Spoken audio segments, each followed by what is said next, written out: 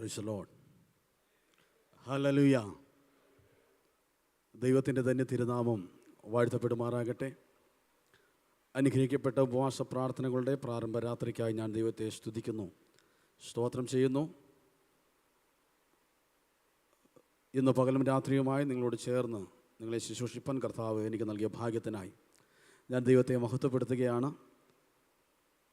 ദൈവത്തിൻ്റെ ആത്മാവ് എനിക്ക് നൽകിയ ദൂത് നിങ്ങളോട് കൈമാറുവാൻ വളരെ വേഗത്തിൽ ഞാനും പ്രാർത്ഥനയോടെ ആയിരിക്കുന്നു. ഈ രാത്രിയിൽ നമ്മൾ പ്രാർത്ഥനയോടെ ഈ വചനത്തിന് മുമ്പിലായിരിക്കുന്നുവെങ്കിൽ ഈ വചനം നമ്മളെ വിടുവിക്കും, വചനം നമ്മളെ സ്വതന്ത്രമാക്കും. കർത്താവ് അതിനായിട്ട് നമ്മെ സഹായിക്കുമാറാകട്ടെ. ലൂക്കോസിൻ്റെ സുവിശേഷം 18-ാം അധ്യായത്തിൻ്റെ 1-ാമത്തെ വാക്യമാണ് നമ്മൾ രാവിലെ വായിച്ച് വചനധ്യാനം ആരംഭിച്ചത്. മടുത്തു പോകാതെ എപ്പോഴും പ്രാർത്ഥിക്കണം. യേശു കർത്താവ് ആഹ്വാനം ചെയ്തതാണ്, മടുത്തു പോകാതെ പ്രാർത്ഥിക്കണം. ഒരു സഭയുടെ നിലനിൽപ്പെന്ന് പറയുന്നത് പ്രാർത്ഥനയിലാണ്. സഭയിലെ പ്രാർത്ഥിക്കുന്നവരെ കാണണമെങ്കിൽ ഉപവാസ പ്രാർത്ഥനയ്ക്ക് വരണം. സാധാരണഗതിയിൽ ഉപവാസ പ്രാർത്ഥന എന്നെ സംബന്ധിച്ച് വളരെ സന്തോഷം തരുന്ന കാര്യമാണ്. ഞാൻ ഉപവസിക്കാൻ അവസരം കിട്ടുമ്പോഴൊക്കെ ഉപവസിക്കാറുണ്ട്. ഉപവസിക്കുമ്പോഴാണ് നമ്മൾ കൂടുതൽ സമയം പ്രാർത്ഥിക്കുന്നത്. ഒരിക്കലും ഞാൻ ദൈവസന്നിധിനെ ഉപവസിച്ച് പ്രാർത്ഥിക്കുന്ന സമയത്ത് ദൈവത്തിൻ്റെ ആത്മാവ് എന്നോട് പറഞ്ഞു, ഉപവസിക്കുമ്പോഴല്ല പ്രാർത്ഥിക്കേണ്ടത്, പ്രാർത്ഥിക്കുന്നവരാണ് ഉപവസിക്കേണ്ടത്. ഒരു ഹല്ലേലൂയ പറയുന്നതിൽ തെറ്റില്ല. ഇന്ന് രാത്രി ഇതിനകത്ത് ദൈവത്തെ സ്തുതിക്കുന്നതിന് യാതൊരു വിലക്കും ഇല്ലെന്ന് ഞാൻ മനസ്സിലാക്കുന്നു. പലപ്പോഴും ദൈനംദിന ജീവിതത്തിൽ നമ്മുടെ പ്രാർത്ഥനയുടെ അളവ് കുറയുമ്പോൾ അതിനെ മെയിൻറ്റെയിൻ ചെയ്യാൻ വേണ്ടിയാണ് നമ്മൾ എന്ത് ചെയ്യുന്നത്, ഉപവാസ പ്രാർത്ഥനയിലേക്ക് കയറിയിരിക്കുന്നത്. ഇന്ന് രാത്രി ഞാൻ വിശ്വസിക്കുന്നു അനേക വിഷയങ്ങളുടെ വിടുതലിന് വേണ്ടിയാണ് നമ്മൾ ഇതിനകത്തായിരിക്കുന്നത്. ആമേൻ. ഒത്തിരി വിഷയങ്ങൾക്ക് നമുക്ക് വിടുതൽ കിട്ടിയിട്ടുണ്ട്, ഇല്ലേ? ഉണ്ടോ? ആമേൻ. എന്താ ഈ കൈ എല്ലാവരുടെയും പൊങ്ങാത്തതെന്നറിയാമോ? ഇനിയും ഒത്തിരി വിഷയങ്ങൾക്ക് വിടുതൽ കിട്ടാനുണ്ട്. എന്നാൽ ഒരു സന്തോഷ വാർത്ത പറഞ്ഞ് ഞാൻ തുടങ്ങുകയാണ്. നമ്മൾ പ്രാർത്ഥിച്ച ഒത്തിരി വിഷയങ്ങൾക്ക് വിടുതൽ കിട്ടിയിട്ടുണ്ട്, എന്നാൽ അനേക വിഷയങ്ങൾക്ക് വിടുതൽ കിട്ടാനുമുണ്ട്. നമ്മൾ പ്രാർത്ഥിച്ച പല വിഷയങ്ങൾക്ക് മറുപടി കിട്ടാതിരിക്കുമ്പോൾ ഒരു സന്തോഷ വാർത്ത, നാം പ്രാർത്ഥിക്കാത്ത എത്രയോ വിഷയത്തിന് ദൈവം അറിഞ്ഞു മറുപടി തന്നിരിക്കുന്നു. പോരാ, ഇങ്ങനെ പോരാ. ദൈവത്തെ മഹത്വപ്പെടുത്താൻ കഴിയുമോ? നമ്മൾ പ്രാർത്ഥിക്കണമെന്ന് ചിന്തിച്ചതാണ്, പക്ഷേ പ്രാർത്ഥിക്കാൻ നമ്മൾ വിട്ടുപോയി. പക്ഷെ സ്വർഗം മറന്നില്ല, കർത്താവ് വിട്ടില്ല. അവൻ അറിഞ്ഞു നമുക്ക് വേണ്ടി മറുപടി തന്നെങ്കിൽ ഹല്ലേലൂയ. ഈ രാത്രികാലം ഒരിക്കൽ കൂടെ കരങ്ങൾ ഉയർത്തി ദൈവത്തിന് നന്ദി പറയാമോ? നമ്മുടെ ദൈവം വിശ്വസ്തനാണ്. നാം പ്രാർത്ഥിക്കാതിരുന്നിട്ടും നമുക്ക് വേണ്ടി അറിഞ്ഞു മറുപടി തരുന്ന ഒരു സ്വർഗമുണ്ട്. ഇന്ന് രാത്രിയിൽ നാം ചിന്തിക്കുന്നത് പ്രാർത്ഥനയുടെ 4 മറുപടിയെക്കുറിച്ചാണ്. പകൽ നമ്മൾ ചിന്തിച്ച പ്രാർത്ഥനയുടെ 2 തരം 3 തലം. ഇന്ന് രാത്രി 4 മറുപടിയാണ് പറയാനിരിക്കുന്നത്. വളരെ വേഗത്തിൽ ആ ചിന്തകളിലേക്ക് കടന്നു പോവുകയാണ്. അപ്പോൾ നമ്മുടെ പ്രാർത്ഥനയ്ക്കെല്ലാം ഉടനടി മറുപടി കിട്ടണമെന്ന് ആഗ്രഹിച്ചാണ് നമ്മൾ പ്രാർത്ഥിക്കുന്നത്, അല്ലേ? ഇന്ന് ഈ മീറ്റിംഗ് കഴിയുമ്പോഴത്തേന് വിഷയത്തിനൊരു വിടുതൽ ഉണ്ടാകണമെന്ന് ആഗ്രഹിച്ചാണ് നമ്മൾ ഇതിനകത്തിരിക്കുന്നത്. ഈ വചനം കേൾക്കുമ്പോഴും പ്രാർത്ഥിച്ചുകൊണ്ടായിരിക്കുന്നത്. ഞാനും പ്രാർത്ഥിച്ചുകൊണ്ടാണ് ഇവിടെ നിൽക്കുന്നത്. ദൈവാത്മാവത്തിൽ നിന്നും മറയപ്പെടാതെ, ഒന്നും വിട്ടുപോകാതെ കൈമാറുവാനൊരു ദൈവകൃപയ്ക്ക് വേണ്ടി പ്രാർത്ഥനയോടെയാണ് ഞാനും ഈ വചന ശുശ്രൂഷയിൽ നിൽക്കുന്നത്. മനസ്സിലാകുന്നുണ്ടോ? അപ്പോൾ നമ്മളെല്ലാവരും പ്രാർത്ഥിച്ചു കൊണ്ടിരിക്കുന്നത് മറുപടിക്ക് വേണ്ടിയാണ്. അങ്ങനെയെങ്കിൽ മറുപടി, 1-ാമത്തെ മറുപടി കേട്ടോ. ദൈവത്തോട് നമ്മൾ പ്രാർത്ഥിച്ച പ്രാർത്ഥനയുടെ 1-ാമത്തെ മറുപടി, നാം പ്രാർത്ഥിച്ച പ്രാർത്ഥനയെ ദൈവം തള്ളിക്കളഞ്ഞു. നമ്മൾ കാര്യമായിട്ട് പ്രാർത്ഥിച്ചതാ, സമയമെടുത്ത് പ്രാർത്ഥിച്ചതാ, ഉപവസിച്ച് പ്രാർത്ഥിച്ചത്. പക്ഷെ അതിൻ്റെ മറുപടി, ആ പ്രാർത്ഥനയെ ദൈവം തള്ളിക്കളഞ്ഞു. ഏലിയാവ് നമുക്ക് സമസ്വഭാവമുള്ള മനുഷ്യനായിരുന്നു.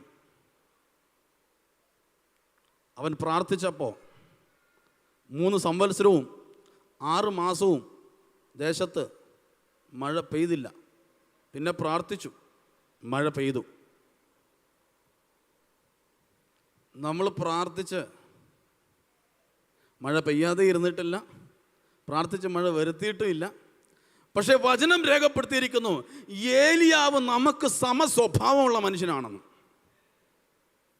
ഏത് കാര്യത്തിലാണ് നമ്മൾ ഏലിയാവുമായിട്ട് സമസ്വഭാവമുള്ള മനുഷ്യനാകുന്നേ? അതെ, അതൊരു പ്രാർത്ഥനയാണ്. ഏതാ പ്രാർത്ഥന എന്നറിയാമോ? ഏലിയാവ് ചൂരച്ചെടിയുടെ കീഴിൽ കിടന്നൊരു പ്രാർത്ഥന പ്രാർത്ഥിച്ചു. എന്താ പ്രാർത്ഥിച്ചത്? മതി കർത്താവേ, എനിക്ക് എൻ്റെ പ്രാണനെ അങ്ങ് എടുത്തോ, ഞാൻ എൻ്റെ പിതാക്കന്മാരെക്കാൾ നല്ലവനൊന്നുമല്ല. ജീവിതത്തിൽ കൈപ്പേറിയ അനുഭവങ്ങൾ വെളിപ്പെട്ട് വന്നപ്പോൾ, എല്ലാവരും നമ്മളെ കൈവിട്ടപ്പോൾ, ആരും നമ്മളെ സഹായിക്കാനില്ലാതിരുന്നപ്പോൾ, എല്ലാവരും നമുക്ക് എതിരായി നിന്നപ്പോൾ അറിയാതെ പ്രാർത്ഥിച്ച പ്രാർത്ഥനയാണ്. നമ്മൾ ആമേൻ പറഞ്ഞില്ലെന്നേ ഉള്ളൂ. എന്തിനാ കർത്താവേ ഈ ജീവിതം? ആമേൻ. നമ്മുടെ ജീവിതത്തിൽ ഇന്നലകളിൽ ഉണ്ടായ ഏതോ കൈപ്പേറിയ വേളയിൽ അറിയാതെ പ്രാർത്ഥിച്ച ഒരു പ്രാർത്ഥന ഓർമ്മിപ്പിക്കാനല്ല ഞാനിവിടെ നിൽക്കുന്നത്, അതിൻ്റെ മറുപടി പറയാനാ. അതിൻ്റെ മറുപടി എന്താണെന്ന് അറിയാമോ? ആ പ്രാർത്ഥനയെ എൻ്റെ ദൈവം തള്ളിക്കളഞ്ഞു. ആമേൻ. ഏലിയാവ് ചൂരച്ചെടി കീഴിൽ കിടന്ന് പ്രാർത്ഥിക്കുകയാണ്, ഞാൻ എൻ്റെ പിതാക്കന്മാരെക്കാൾ നല്ലവനൊന്നുമല്ല, എൻ്റെ പ്രാണനെ നീ അങ്ങ് എടുത്തോ. ഏലിയാവ് എന്തുകൊണ്ടാണ് അങ്ങനെ പ്രാർത്ഥിക്കാൻ കാരണം? ഏലിയാവ് അങ്ങനെ പ്രാർത്ഥിക്കാൻ ഒരു കാരണമുണ്ട്. ഏലിയാവ് പ്രാർത്ഥിക്കാൻ കാരണം ഏലിയാവിൻ്റെ സാഹചര്യമാണ്. ആമേൻ, ആമേൻ. പ്രാർത്ഥിക്കുന്നവരോടായി, ദൈവസഭയോടായി ചില കാര്യങ്ങൾ ഞാൻ ബോധ്യപ്പെടുത്തട്ടെ. സാഹചര്യം അനുസരിച്ച് പ്രാർത്ഥിക്കാനല്ല ദൈവം നമ്മളെ തിരഞ്ഞെടുത്തിരിക്കുന്നത്. ആമേൻ. ഏലിയാവ് എന്തുകൊണ്ട് അങ്ങനെ പ്രാർത്ഥിച്ചത്? ഏലിയാവിന് മുന്നോട്ട് പോകാൻ വേറെ സാധ്യത കാണുന്നില്ല. ആ ഒരു അവസ്ഥ വന്നതുകൊണ്ടാണ്, സാഹചര്യം അങ്ങനെ വന്നതുകൊണ്ടാണ് ഏലിയാവ് അങ്ങനെ പ്രാർത്ഥിച്ചത്. അങ്ങനെ ഒരു സാഹചര്യം വന്നിരുന്നില്ലെങ്കിൽ അങ്ങനെ പ്രാർത്ഥിക്കുകയില്ലായിരുന്നു. മനസ്സിലാകുന്നുണ്ടോ?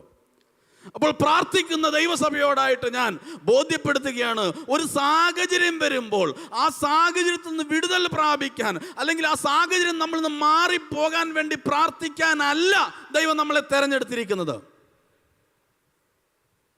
എന്താ പാസ്റ്റർ നിങ്ങൾ ആവർത്തിച്ച് ഇങ്ങനെ തന്നെ പറഞ്ഞുകൊണ്ടിരിക്കുന്നേ? അതെ, ഏലിയാവേ, നീ ഇപ്പോൾ പ്രാർത്ഥിക്കാൻ കാരണം നിന്റെ സാഹചര്യം ഇങ്ങനെ ആയിപ്പോയി. പുറത്തോട്ട് ഇറങ്ങിക്കഴിഞ്ഞാൽ എൻ്റെ ചിന്തയിൽ ഞാൻ പറയാം, റോഡിൽ കാണുന്ന ഇലക്ട്രിക് പോസ്റ്റിലും ലുക്കൗട്ട് നോട്ടീസ് ഒട്ടിച്ചിരിക്കുക ഏലിയാവിൻ്റെ ഫോട്ടോയൊക്കെ വെച്ച്. ആരാ? ഇസബേൽ. ഈ ഫോട്ടോയിൽ കാണുന്ന ഏലിയാവ് എന്ന് പേരുള്ള യഹോവയുടെ പ്രവാചകനെ എവിടെ കണ്ടാലും ആർക്ക് വേണമെങ്കിലും കൊന്നുകളയാം, ആരുടെ പേരിലും കേസ് വരത്തില്ല. പുറത്തിറങ്ങാൻ പറ്റാത്ത ഒരു സാഹചര്യം വന്നപ്പോ ഏലിയാവ് പ്രാർത്ഥിക്കുകയാണ്, എനിക്ക് മരിച്ചാൽ മതി. ഏലിയാവേ, ഒന്ന് തിരിഞ്ഞു നീ ഒന്ന് ചിന്തിച്ചേ, ഇന്നലകളിൽ ഞാൻ നിന്നെ എങ്ങനെയാ നടത്തിയത്? സ്തോത്രം. ശ്രദ്ധിച്ചോണേ, ചിലരുടെ ദൈവിക ദൂതുകൾ ഞാൻ സംസാരിച്ചു വരികയാ. ഇന്നലകളിൽ ഞാൻ എങ്ങനെയാ നിന്നെ നടത്തിയത്? അതെ, നീ ആഹാബിൻ്റെ കൊട്ടാരത്തിൽ പോയി ഇറങ്ങി വന്നപ്പോൾ ഞാൻ നിന്നോട് പറഞ്ഞു, നീ പോയി കെരീത്ത് തോട്ടിനരികെ ഒളിച്ചിരിക്കുക, നീ അവിടെ നിന്ന് വെള്ളം കുടിച്ചോണം, നിനക്ക് ആഹാരം തരുവാൻ രാവിലെയും വൈകിട്ട് അപ്പവും ഇറച്ചിയും തരുവാൻ ഞാൻ കാക്കകളോട് കൽപ്പിച്ചിട്ടുണ്ട്. ഏലിയാവിനോട് പറഞ്ഞ ദൂത് കേട്ട് ഏലിയാവ് നേരെ കെരീത്ത് തോട്ടിൽ പോയിരിക്കുകയാണ്. തക്ക സമയത്ത് കാക്ക ആഹാരവുമായി വരും, തോട്ടിൽ നിന്ന് വെള്ളം കുടിക്കും. അങ്ങനെ മുന്നോട്ട് പോയിക്കൊണ്ടിരിക്കുക. നോക്കുക, ദേശം മുഴുവൻ ക്ഷാമം വ്യാപരിച്ചപ്പോൾ ഒരു അഭിഷക്തനെ പരിപാലിക്കാൻ ദൈവം ഒരുക്കിയ ഒരു പ്രൊവിഷൻ സർവീസാണത്. ദൈവം ഒരു വാതിൽ തുറന്നാൽ, നമ്മളിപ്പോൾ പാടിയതാ, ആർക്കെങ്കിലും അടയ്ക്കാൻ പറ്റുമോ? ഇല്ല. എന്നാൽ ഏലിയാവ് കെരീത്ത് തോട്ടിലായിരിക്കുമ്പോൾ കുറെ കാലം കഴിഞ്ഞപ്പോൾ തോട്ടിലെ വെള്ളം വറ്റി. കാക്കയെ കാണുന്നില്ല. മലയാളത്തിൽ എഴുതിയിരിക്കുന്ന കാക്കയോട് കൽപ്പിച്ചിരിക്കുന്നു. ഇംഗ്ലീഷിലും മറ്റു ഇതര വേർഷനുകളിൽ എഴുതിയിരിക്കുന്നത് കാക്കകളോട് കൽപ്പിച്ചിരിക്കുന്നു.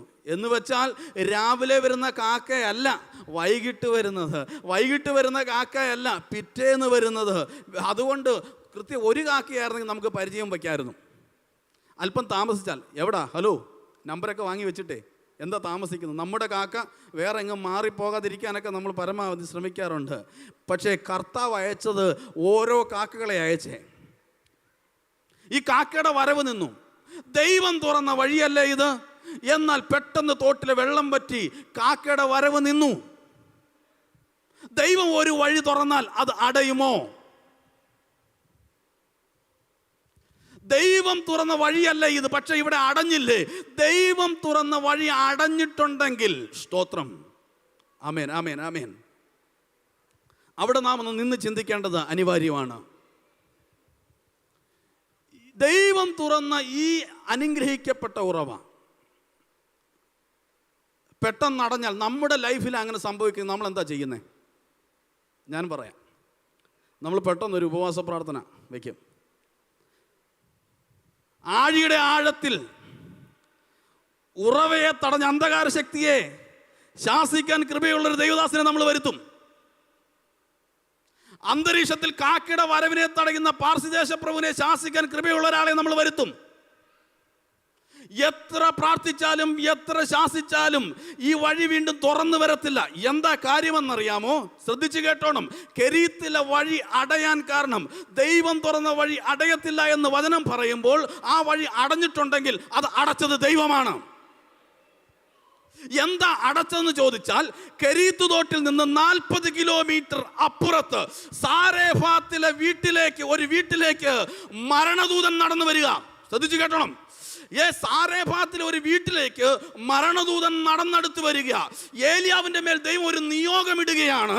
ഈ മരണദൂതൻ ആ വീട്ടിൽ കയറി ആ മാതാവിനെയും ആ മകനെയും കവർന്നെടുക്കുന്നതിന് മുൻപ് മരണദൂതനെ ഓവർടേക്ക് ചെയ്ത് നീ ആ വീട്ടിലെത്തണം.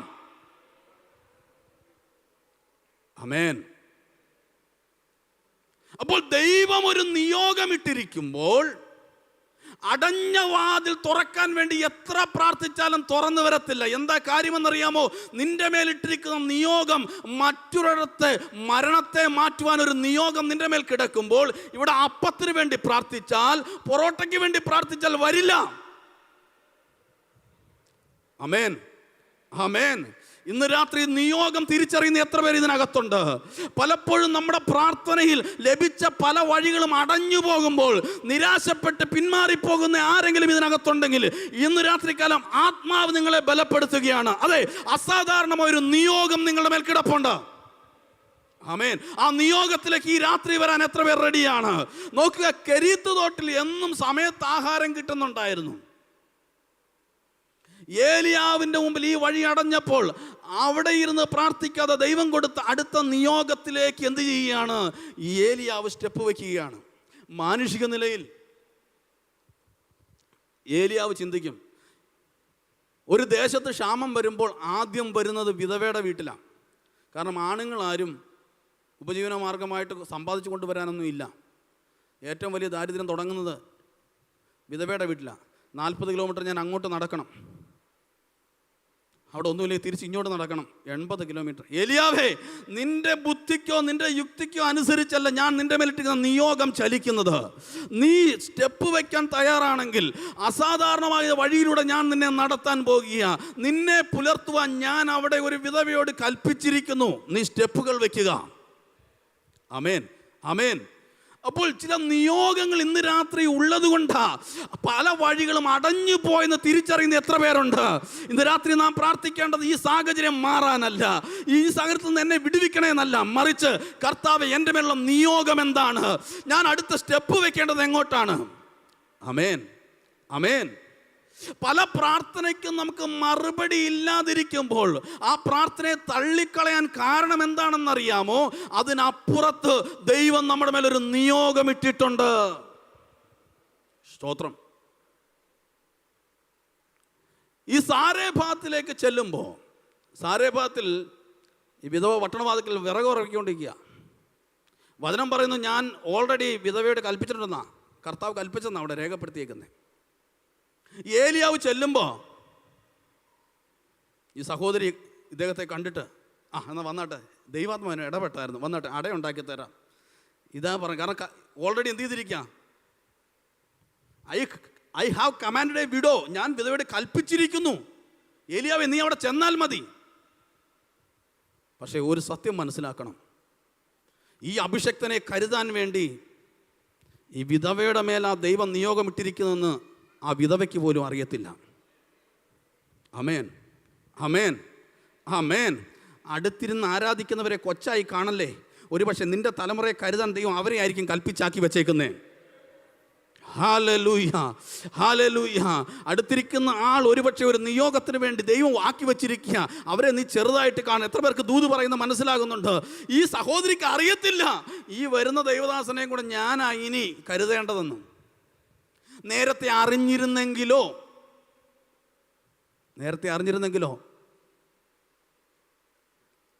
ഈ വിധവയുടെ കയ്യിൽ അവിടെ എഴുതിയിരിക്കുന്ന ആകെ കലത്തിൽ ഒരു പിടി മാവ്, ഭരണിയിൽ അല്പം എണ്ണ. ഈ കലത്തിലെ മാവും ഭരണിയിലെ എണ്ണ അല്പം മാത്രമേ ഉള്ളൂ. അത് കഴിച്ചിട്ട് പിന്നെ എങ്ങനെ മുന്നോട്ട് പോകണമെന്ന് അറിയത്തില്ല. മരണത്തെ പ്രതീക്ഷിച്ചിരിക്കുമ്പോൾ ദൈവം നിയോഗമനുസരിച്ചൊരു അഭിഷക്തനെ അങ്ങോട്ട് വിടുകയാണ്. സ്തോത്രം, സ്തോത്രം, സ്തോത്രം, സ്തോത്രം. വെള്ളം ചോദിക്കുന്നു, മടങ്ങി വരുമ്പോൾ അട കൊണ്ടുവരുവാൻ പറയുന്നു. ആ നിയോഗമനുസരിച്ച് അഭിഷക്തൻ സംസാരിച്ചപ്പോൾ എതിരൊന്നും പറയാതെ, ബുദ്ധി കൊണ്ടാലോചിക്കാതെ ആ വിധവ അനുസരിക്കുകയാണ്. ആമേൻ, ആമേൻ, ആമേൻ. ദൈവ നിയോഗത്താൽ ദൈവം നമ്മോട് സംസാരിക്കുമ്പോൾ ബുദ്ധിയോ യുക്തിയോ ഉപയോഗിക്കാതെ ആ ദൂതിനെ അതുപോലെ സ്വീകരിച്ച് നാം സ്റ്റെപ്പ് വെക്കുന്നെങ്കിൽ, വിധവയുടെ വീട്ടിൽ സംഭവിച്ചത് എന്താണെന്നറിയാമോ? ആ വീട്ടിലേക്ക് വന്ന മരണദൂതൻ വഴിമാറി. ആമേൻ, ആമേൻ. ഇന്ന് രാത്രികാലം എനിക്ക് പറയാനുള്ളത്, ഏലിയാവിനെ പോലെ നിയോഗമുള്ളവർ ഇതിനകത്തിരിപ്പുണ്ട്.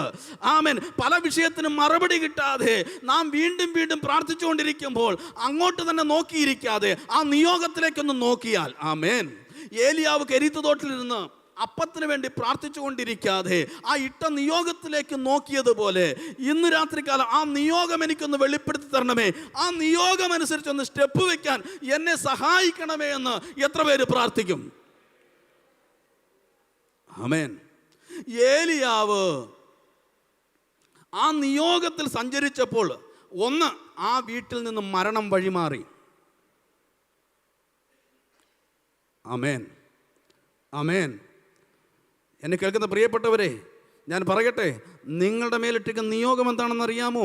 അപ്പുറത്തെ വീട്ടിൽ ആത്മഹത്യയുടെ സ്പിരിറ്റ് കയറി വരുന്നതിന് മുമ്പ് ചിലരെ മരണത്തിൽ നിന്ന് ജീവനിലേക്ക് പിടിച്ചെടുക്കാൻ നിന്റെ മേൽ ദൈവം ജീവൻ അഭിഷേകത്തെ പകർന്നിട്ടുണ്ട്. ആ നിയോഗം ഇതിനകത്തുണ്ട്. ഇപ്പോഴും നമ്മൾ പ്രാർത്ഥിക്കുന്ന നമ്മുടെ വിഷയങ്ങൾക്ക് ചില വിടുതൽ കിട്ടണമെന്നാ. ഇന്ന് രാത്രി ആ നിയോഗം തിരിച്ചറിഞ്ഞ് പ്രതികരിക്കുന്ന ആരെങ്കിലും ഉണ്ടോ? ആമേൻ, ആമേൻ, ആമേൻ, ആമേൻ. നമ്മൾ കുറേ ലിസ്റ്റ് അനുസരിച്ച് നമ്മുടെ ചില വിഷയങ്ങൾ എഴുതി വെച്ച് പ്രാർത്ഥിച്ചുകൊണ്ടിരിക്കുകയല്ലേ, പലതിനും മറുപടി കിട്ടാതെ നാം നിരാശപ്പെട്ടിരിക്കുകയല്ലേ. അതിനെ ഒന്ന് മാറ്റി വെച്ചിട്ട് എൻ്റെ മേലുള്ള നിയോഗം എന്താണ്, ആ നിയോഗത്തിലേക്കൊന്ന് സ്റ്റെപ്പ് വയ്ക്കാൻ എത്ര പേർ പ്രാർത്ഥിക്കും? നിന്നിലൂടെ ദൈവം അത്ഭുതങ്ങൾ നടക്കാൻ പോവുകയാണ്. നീ പ്രാർത്ഥിക്കുമ്പോൾ മരണദൂതൻ വഴിമാറും. ആത്മഹത്യയിലേക്ക് പോകുന്നവൻ നിന്റെ പ്രാർത്ഥനയിലൂടെ മടങ്ങി ജീവനിലേക്ക് വരാൻ പോവുകയാണ്. രണ്ട്, ആ വീട്ടിൽ നിന്ന് ദാരിദ്ര്യം വഴിമാറി. ഏലിയാവ് ആദ്യം അട എനിക്കുണ്ടാക്കിക്കൊണ്ട് വാന്ന് പറഞ്ഞപ്പോൾ ദൈവദാസൻ കേൾക്കട്ടെന്ന് വിചാരിച്ചായിരിക്കും ഈ ആട്ടപാത്രത്തിൻ്റെ പാട്ട ഈ സഹോദരി അടി കൂട്ടിക്കോരി. കാരണം ഒരു പിടി മാവേ ഉള്ളൂ. ഈ കോരുന്ന പാത്രവും ഈ പാട്ടയുടെ കൂട്ടിയടിച്ച് ശബ്ദം ഒരുപക്ഷെ ഏലിയാവ് കേട്ട് കാണും. പക്ഷേ നിയോഗം അനുസരിച്ചാണ് ഇത് ചെയ്യുന്നത്. എന്താ സംഭവിച്ചെന്നറിയാമോ? അവസാനമായിട്ട് ആ ശബ്ദം കേട്ടെ. പിന്നെ ആ ശബ്ദമല്ല, ആ കലത്തിൻ്റെ അടി കാണാൻ ദൈവം അനുവദിച്ചിട്ടില്ല. കോരും തോറും, ആട്ട എടുക്കും തോറും, മാവെടുക്കും തോറും വീണ്ടും വീണ്ടും ദൈവം നിറച്ചു കൊടുത്തോണ്ടിരുന്നു. എത്ര പേർക്ക് പിടികിട്ടുന്നുണ്ട് ഞാൻ പറയുന്ന ദൂത്? നിയോഗമനുസരിച്ച് നാം സ്റ്റെപ്പ് വെക്കാൻ തയ്യാറായി കഴിഞ്ഞാൽ ഇന്നലകളിൽ നാം അനുഭവിച്ചു കൊണ്ടിരുന്ന ഇന്നും നാം അനുഭവിച്ചു കൊണ്ടിരിക്കുന്ന പല ഞെരുക്കങ്ങളിൽ നിന്നും ഒരു വിശാലതയിലേക്ക് ആത്മാവ് നമ്മളെ കൊണ്ടുപോകും. ഹല്ലേലൂയ. ഏലിയാവ് പറയുന്നതനുസരിച്ച് അവൾ ചെയ്തപ്പോൾ വീട്ടിൽ നിന്ന് മരണം മാറി. മാത്രമല്ല, ദാരിദ്ര്യം വഴിമാറി. ലോക്ക്ഡൗൺ വന്നപ്പോഴേ, കൊറോണ കാലഘട്ടത്തിൽ ലോക്ക്ഡൗൺ വന്നപ്പോൾ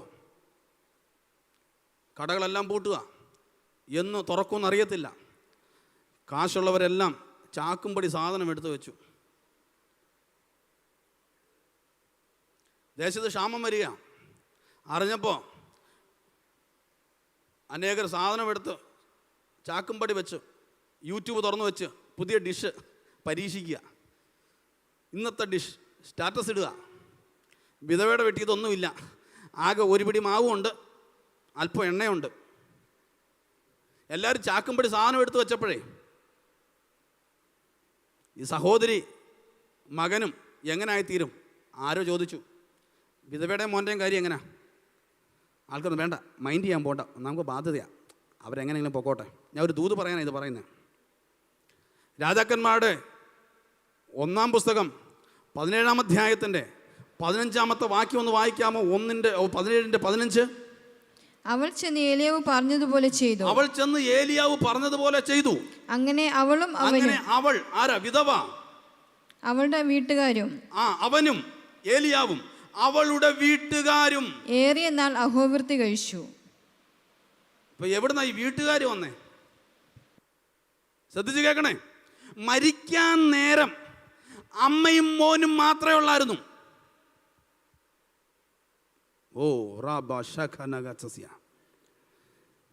സഹോദരി ചിന്തിച്ച് കാണും, എൻ്റെ ആങ്ങളമാരെല്ലാവരോടും ഒന്ന് വിചാരിച്ച എൻ്റെ മോനെ ഒന്ന് രക്ഷപ്പെടുത്താം. ഞങ്ങൾ ഇങ്ങനെ കിടക്കത്തില്ലായിരുന്നു. ഈ അവസ്ഥയിൽ നിന്ന് ഞങ്ങളുടെ കുടുംബത്തിലുള്ള ആരെങ്കിലും ഒരാളൊന്ന് തുനിഞ്ഞാൽ മതിയായിരുന്നു. പക്ഷെ ആരും ശ്രദ്ധിച്ചില്ല. എന്നാൽ നിയോഗമനുസരിച്ച് ഒരു മനുഷ്യൻ ചലിച്ച് ആ വീട്ടിനകത്തേക്ക് എത്തിയപ്പോൾ ആ വീടിൻ്റെ സ്ഥിതി മാറി. ഇപ്പോൾ വചനം പറയുന്നു, അവളും അവനും, വിധവയും ഏലിയാവും അവളുടെ വീട്ടുകാരും എന്ന് പറഞ്ഞ അവളുടെ ബന്ധുക്കളെല്ലാം പഴയ ബന്ധം പറഞ്ഞു വന്നു. ഒന്നുകൂടെ ഞാൻ ആവർത്തിച്ച് പറയാം. ഇവരെല്ലാം ചാക്കുംപടി സാധനം എടുത്തു വെച്ചു. കുറച്ച് നാൾ കഴിഞ്ഞപ്പോൾ തന്നെ ചാക്ക് കാലിയായി. മുറ്റത്തോട്ടിറങ്ങി ഏതെങ്കിലും കട തുറന്നിട്ടുണ്ടോ നോക്കാം. മുറ്റത്തോട്ടിറങ്ങിയപ്പം ലോക്ക്ഡൗൺ തീർന്നിട്ടില്ല, കടയൊന്നും തുറന്നിട്ടില്ല. ചുറ്റും വട്ടം ചുറ്റി നോക്കിയപ്പോൾ ഒരു വീടിൻ്റെ മുകളിൽ മാത്രം പുക ഉയരുന്നു. ഏതാ വീട്? പഴയ ബന്ധം പറഞ്ഞുകൊണ്ട് വന്നു. ഹലോ, ആമേൻ. അവരുണ്ടായിരുന്നെങ്കിൽ എൻ്റെ കുഞ്ഞിനെയും കൂടെ ഒന്ന് രക്ഷപ്പെടുത്തുമായിരുന്നു. അവർ വിചാരിച്ച ഒരു വിസ എൻ്റെ കുഞ്ഞിന് കൊണ്ട് കൊടുക്കാമായിരുന്നു എന്ന് നീ ആരോടും പറയാൻ കഴിയാതെ ഒറ്റയ്ക്ക് രാത്രിയിൽ കരഞ്ഞ് നിലവിളിച്ചിട്ടുണ്ടെങ്കിൽ ഇന്ന് ഞാൻ ആത്മാവിൽ പറയുകയാണ്, അവർക്കൂടെ കൊടുക്കത്തക്കവണ്ണം നിന്റെ കരത്തെ ദൈവം ബലപ്പെടുത്താൻ പോകുകയാണ്. ആർ നിന്നെ സഹായിക്കണം, ആര് നിന്റെ തലമുറയെ രക്ഷപ്പെടുത്തണമെന്ന് നീ ചിന്തിച്ചോ, അവരുടെ തലമുറയ്ക്ക് കൊടുക്കത്തക്കവണ്ണം. ആമേൻ. എത്ര പേർക്ക് ഈ ദൂതിനോട് പ്രതികരിക്കാൻ കഴിയുന്നുണ്ട്? അവർക്ക് തക്കവണ്ണം നിന്റെ കരത്തെ എൻ്റെ ദൈവം നിറയ്ക്കാൻ പോകുകയാണ്. പോരാ ഇത് പോരാ, ഇതൊരു വല്ലാത്ത പോരാ, ഇങ്ങനെ പോരാ. ശക്തിയോടെ ദൈവത്തെ ഒന്ന് സ്തുതിച്ചേ. ആമേൻ. നിന്റെ തലമുറ രക്ഷപ്പെടത്തില്ല, നിന്റെ സ്ഥിതിക്ക് മാറ്റം വരത്തില്ലെന്ന് പലരും വിധി എഴുതിയിട്ട് മാറി നിൽക്കുമ്പോൾ ഇന്ന് രാത്രികാലം നിന്റെ വീടിന്റെ സ്ഥിതിയെ മാറ്റുന്ന ദൂതായി പറഞ്ഞുകൊണ്ടിരിക്കുന്നത്, തലമുറയുടെ തലവര മാറുന്ന ദൂതായി പറഞ്ഞുകൊണ്ടിരിക്കുന്നത്, നിന്റെ വീട്ടിനകത്ത് ദാരിദ്ര്യത്തെ എടുത്തു മാറ്റുന്ന, തലമുറയെ വഴിയിൽ വെച്ച് നശിപ്പിക്കാൻ വ്യാപരിക്കുന്ന ഇരുളിന്റെ വ്യാപാരങ്ങൾ, മരണത്തിന്റെ കെണികൾ ഈ ഉപവാസ പ്രാർത്ഥന 1-ാമത്തെ രാത്രിയിൽ ആത്മാവിൽ അഴിയപ്പെടുകയാണ്.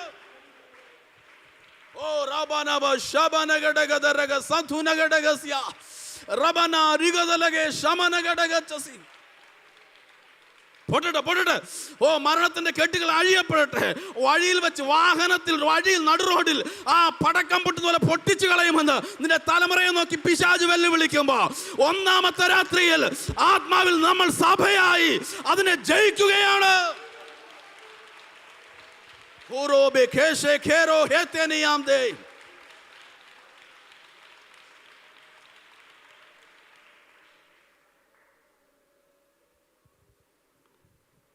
നിയോഗമനുസരിച്ച് ഒരിക്കൽ സഞ്ചരിച്ച ഏലിയാവ് ഇപ്പോൾ പ്രാർത്ഥിക്കുകയാണ്, എനിക്ക് മരിച്ചാൽ മതിയെന്ന്. ആമേൻ. അതിൻ്റെ മറുപടിയാണ് ഞാൻ പറഞ്ഞത്. ആ പ്രാർത്ഥനയെ ദൈവം തള്ളിക്കളഞ്ഞു. ഏലിയാവ് ചൂരച്ചെടി കിടന്ന് കൊയർ നിന്ന് പാടുന്നതും പാസ്റ്റർമാർ വന്ന് അനുശോചനം പറഞ്ഞൊക്കെ ഇങ്ങനെ സ്വപ്നം കണ്ടുകൊണ്ടിരിക്കുക. ആമേൻ. ഏലിയാവിൻ്റെ ഈ പ്രാർത്ഥനയെ ദൈവം തള്ളിക്കളഞ്ഞു. എന്താ കാര്യമെന്നറിയാമോ? ഏലിയാവേ, നീ സാഹചര്യം കൊണ്ട് പ്രാർത്ഥിക്കുന്നു മതിയെന്ന്, എന്നാൽ ഞാൻ നിൻ്റെ മേലിട്ടിരിക്കുന്ന നിയോഗം തീരുകയല്ല, തുടരുകയാണ്. ഞാൻ നിൻ്റെ മേലൊരു നിയോഗം ഇട്ടിട്ടുണ്ട്, ഇനിയും നിനക്ക് യാത്രകളുണ്ട്. ഇവിടം കൊണ്ട് തീരാനല്ല, ഞാൻ നിൻ്റെ മേലിട്ടിരിക്കുന്ന നിയോഗത്തിൽ മുൻപോട്ട് പോകുമ്പോൾ അരാം രാജാവായിട്ട് ഹസായേലിനെ അഭിഷേകം ചെയ്യണം, ഇസ്രായേലിൽ രാജാവായിട്ട് യേഹൂവിനെ അഭിഷേകം ചെയ്യണം. അല്ല, നിനക്ക് ശേഷം ശുശ്രൂഷകൾ ബാക്കി ചെയ്യാൻ പ്രവാചകനായിട്ട് എലീശായെ അഭിഷേകം ചെയ്യണം. ശുശ്രൂഷ തീർന്നോ? ഇല്ല. ബദേലിൽ, ഗിൽഗാലിൽ, യെരിഹോവിൽ, യോർദാനിൽ 4 പ്രവാചക സ്കൂൾ നീ തുടങ്ങണം. നീ എന്താ പ്രാർത്ഥിച്ചേ? മരിച്ചാൽ മതിയെന്ന്. ഞാൻ നിന്റെ മേലിട്ട് നിയോഗം ഇവിടെ തുടരുകയാണ്. തീർന്നോ? 4 പ്രവാചക സ്കൂൾ തുടങ്ങി. തീർന്നോ? ഇല്ല. നീ എലീശയുമായിട്ട് യോർദാൻ കടന്ന് അക്കരെ പോണം. അക്കരെ പോകുമ്പോൾ നീ എന്താ പ്രാർത്ഥിച്ചത്? മരിച്ചാൽ മതിയെന്ന്. ഇല്ല. ഞാൻ നിന്റെ മേലിട്ടിരിക്കുന്ന നിയോഗത്തിനകത്ത് നിനക്ക് മരണം വെച്ചിട്ടില്ല. ഞാൻ നിന്നെ ഉടലോടെ എടുക്കാനായിരിക്കുന്നത്. ആമേൻ. ഓ, നിനക്ക് മരണം പോലും തരാതെ ഉടലോടെടുക്കാൻ ഒരു നിയോഗം ഇട്ടിരിക്കുമ്പോൾ നീ പ്രാർത്ഥിക്കുകയാണ്, എനിക്ക് മരിച്ചാൽ മതിയെന്ന്. അതിന്റെ മറുപടിയാ പറഞ്ഞത്. ആ പ്രാർത്ഥനയെ എന്റെ ദൈവം തള്ളിക്കളഞ്ഞു.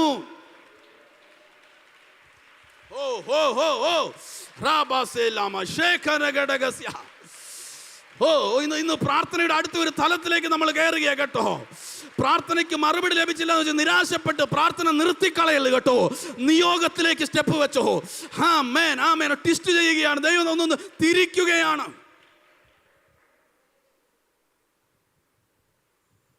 നമ്മുടെ പല പ്രാർത്ഥനയും ദൈവം തള്ളിക്കളഞ്ഞു. കാരണം എന്താ? ദൈവം നമ്മുടെ മേലിട്ടിരിക്കുന്ന നിയോഗം മറ്റൊന്നാണ്. അപ്പോൾ സാഹചര്യം മാറാനല്ല പ്രാർത്ഥിക്കേണ്ടത്, സാഹചര്യത്തിൽ നിന്ന് വിടുതൽ ലഭിക്കാനല്ല പ്രാർത്ഥിക്കേണ്ടത്, മറിച്ച് ഇന്ന് തുടങ്ങി പ്രാർത്ഥിക്കേണ്ടത്, ദൈവമേ എൻ്റെ മേലുള്ള നിയോഗം എന്താണ്, അതെനിക്ക് വെളിപ്പെടുത്തണം. 2, ദൈവമേ എൻ്റെ നിയോഗത്തോടെ എന്നെ നടത്തണമേ എന്ന് പ്രാർത്ഥിക്കണം. സാഹചര്യം മാറാൻ പ്രാർത്ഥിക്കരുതെന്നല്ല ഞാൻ പറഞ്ഞത്. അതിനേക്കാൾ ഉപരിയായി നാം തിരിച്ചറിയേണ്ടത് എൻ്റെ മേലിട്ടിരിക്കുന്ന നിയോഗം എന്താണ്. ആമേൻ. കുഞ്ഞ് പഠിക്കുന്നില്ല, പരീക്ഷയ്ക്ക് തോറ്റു,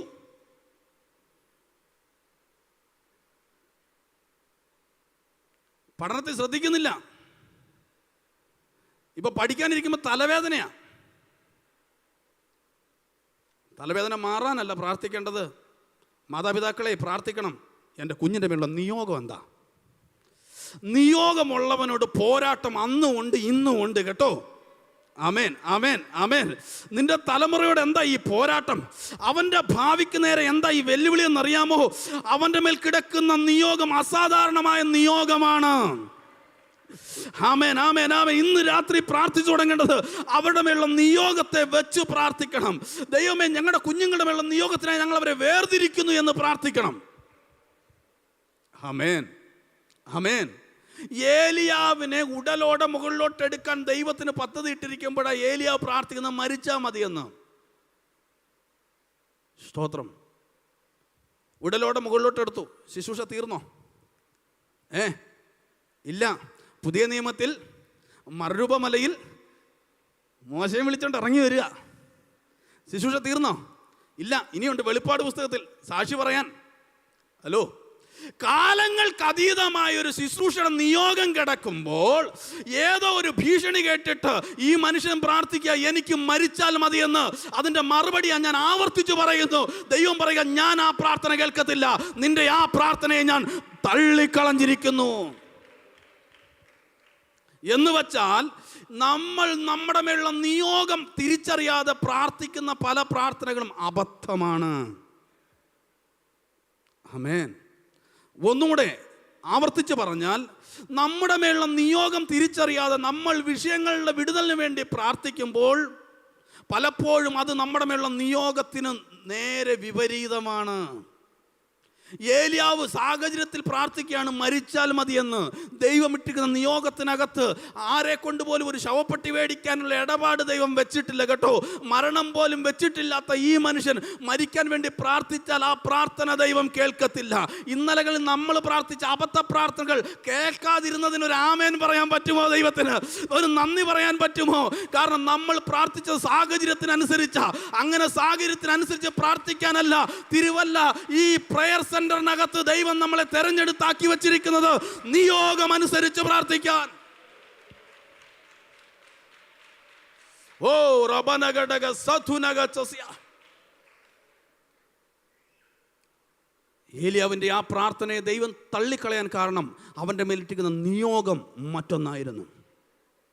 ഹാഗാർ ഒരിക്കൽ പ്രാർത്ഥിക്കുകയാണ്, മരുഭൂമിയിൽ വന്ന് കിടന്ന് പ്രാർത്ഥിക്കുകയാണ്, എനിക്ക് കുട്ടിയുടെ മരണം കാണണ്ട. ഓ, അവൾ മനസ്സിൽ ചിന്തിച്ചു, എൻ്റെ തലമുറ എൻ്റെ കൺമുമ്പിൽ തകരുന്നത് ഞാൻ കാണേണ്ടി വരും. ഇല്ല ഇല്ല ഇല്ല മാതാവേ, ഇല്ല ഇല്ല, നിന്റെ തലമുറ തകരത്തില്ല.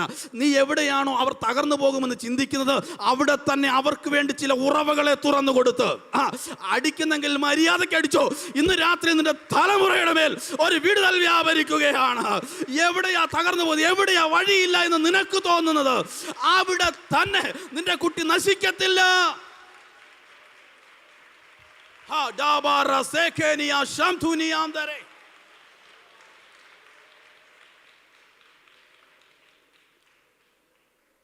ഇന്നലകളിൽ നമ്മൾ പ്രാർത്ഥിച്ച പ്രാർത്ഥന ദൈവം തള്ളിക്കളഞ്ഞതിന് നന്ദിയായിട്ട് ദൈവത്തെ ഒന്ന് സ്തുതിക്കാൻ കഴിയുമോ? നമ്മൾ പ്രാർത്ഥിച്ചതൊക്കെ അബദ്ധമായിരുന്നു. ഇന്ന് നമ്മൾ പ്രാർത്ഥിച്ചു തുടങ്ങേണ്ടത് നിയോഗം വെളിപ്പെടാൻ വേണ്ടി പ്രാർത്ഥിക്കണം. ദൈവം എൻ്റെ നിയോഗത്തിലൂടെ സഞ്ചരിക്കാൻ എനിക്ക് കൃപ തരണമേ എന്ന് നമുക്ക് പ്രാർത്ഥിച്ചു തുടങ്ങാം. ഇതാണ് തള്ളിക്കളഞ്ഞ പ്രാർത്ഥന, തള്ളിക്കളഞ്ഞ മറുപടി. നമ്മുടെ പ്രാർത്ഥനയിൽ ഒന്നാമത്തെ മറുപടി ദൈവം എന്ത് ചെയ്തു? നമ്മുടെ പ്രാർത്ഥനയെ തള്ളിക്കളഞ്ഞ മറുപടി, ഡിനൈഡ് ആൻസർ. ഇനി ഒരു മറുപടി പറയാം. എൻ്റെ ആവേശമൊന്നും തീർന്നില്ല, സമയം മുമ്പോട്ട് പോകുന്നുണ്ട്, ഞാൻ അടുത്ത പോയിന്റിലോട്ട് അങ്ങ് പോവുക. രണ്ടാമത്തെ മറുപടി, പ്രാർത്ഥനയുടെ രണ്ടാമത്തെ മറുപടി താമസിച്ചു വരുന്ന മറുപടി എന്ന് പറഞ്ഞാൽ ഡിലേഡ് ആൻസർ. ആദ്യത്തത് തള്ളിക്കളഞ്ഞു, രണ്ടാമത്തത് താമസിച്ചു വരുന്ന മറുപടി. നമ്മൾ പ്രാർത്ഥിച്ചു, വിഷയങ്ങൾക്ക് വേണ്ടി പ്രാർത്ഥിക്കുക, എഴുതി വെച്ച് പ്രാർത്ഥിച്ചു. എവിടെ എഴുതി വെച്ചെന്നറിയാമോ? ബൈബിളിൻ്റെ ഏറ്റവും ബാക്കിലൊരു പേജ് ഇങ്ങനെ കാലിയായിട്ട് കിടപ്പുണ്ട്. ബൈബിളിൽ എഴുതി വെച്ച് പ്രാർത്ഥിച്ചു. അവസാനം ഇനി എഴുതാൻ സ്ഥലമില്ല. കുമ്പനാട് കൺവെൻഷൻ വന്നപ്പോൾ പുതിയ ബൈബിൾ വാങ്ങുമായിരുന്നു. എന്നിട്ടും വിഷയത്തിനൊന്നും ഒരു വിടുതലും കിട്ടിയില്ല. നമ്മൾ വിഷയം വിട്ടു, നമ്മൾ മറന്നുപോയി. പക്ഷേ സ്വർഗം വിട്ടില്ല. സമയമായപ്പോൾ അവൻ മറുപടി തന്നു.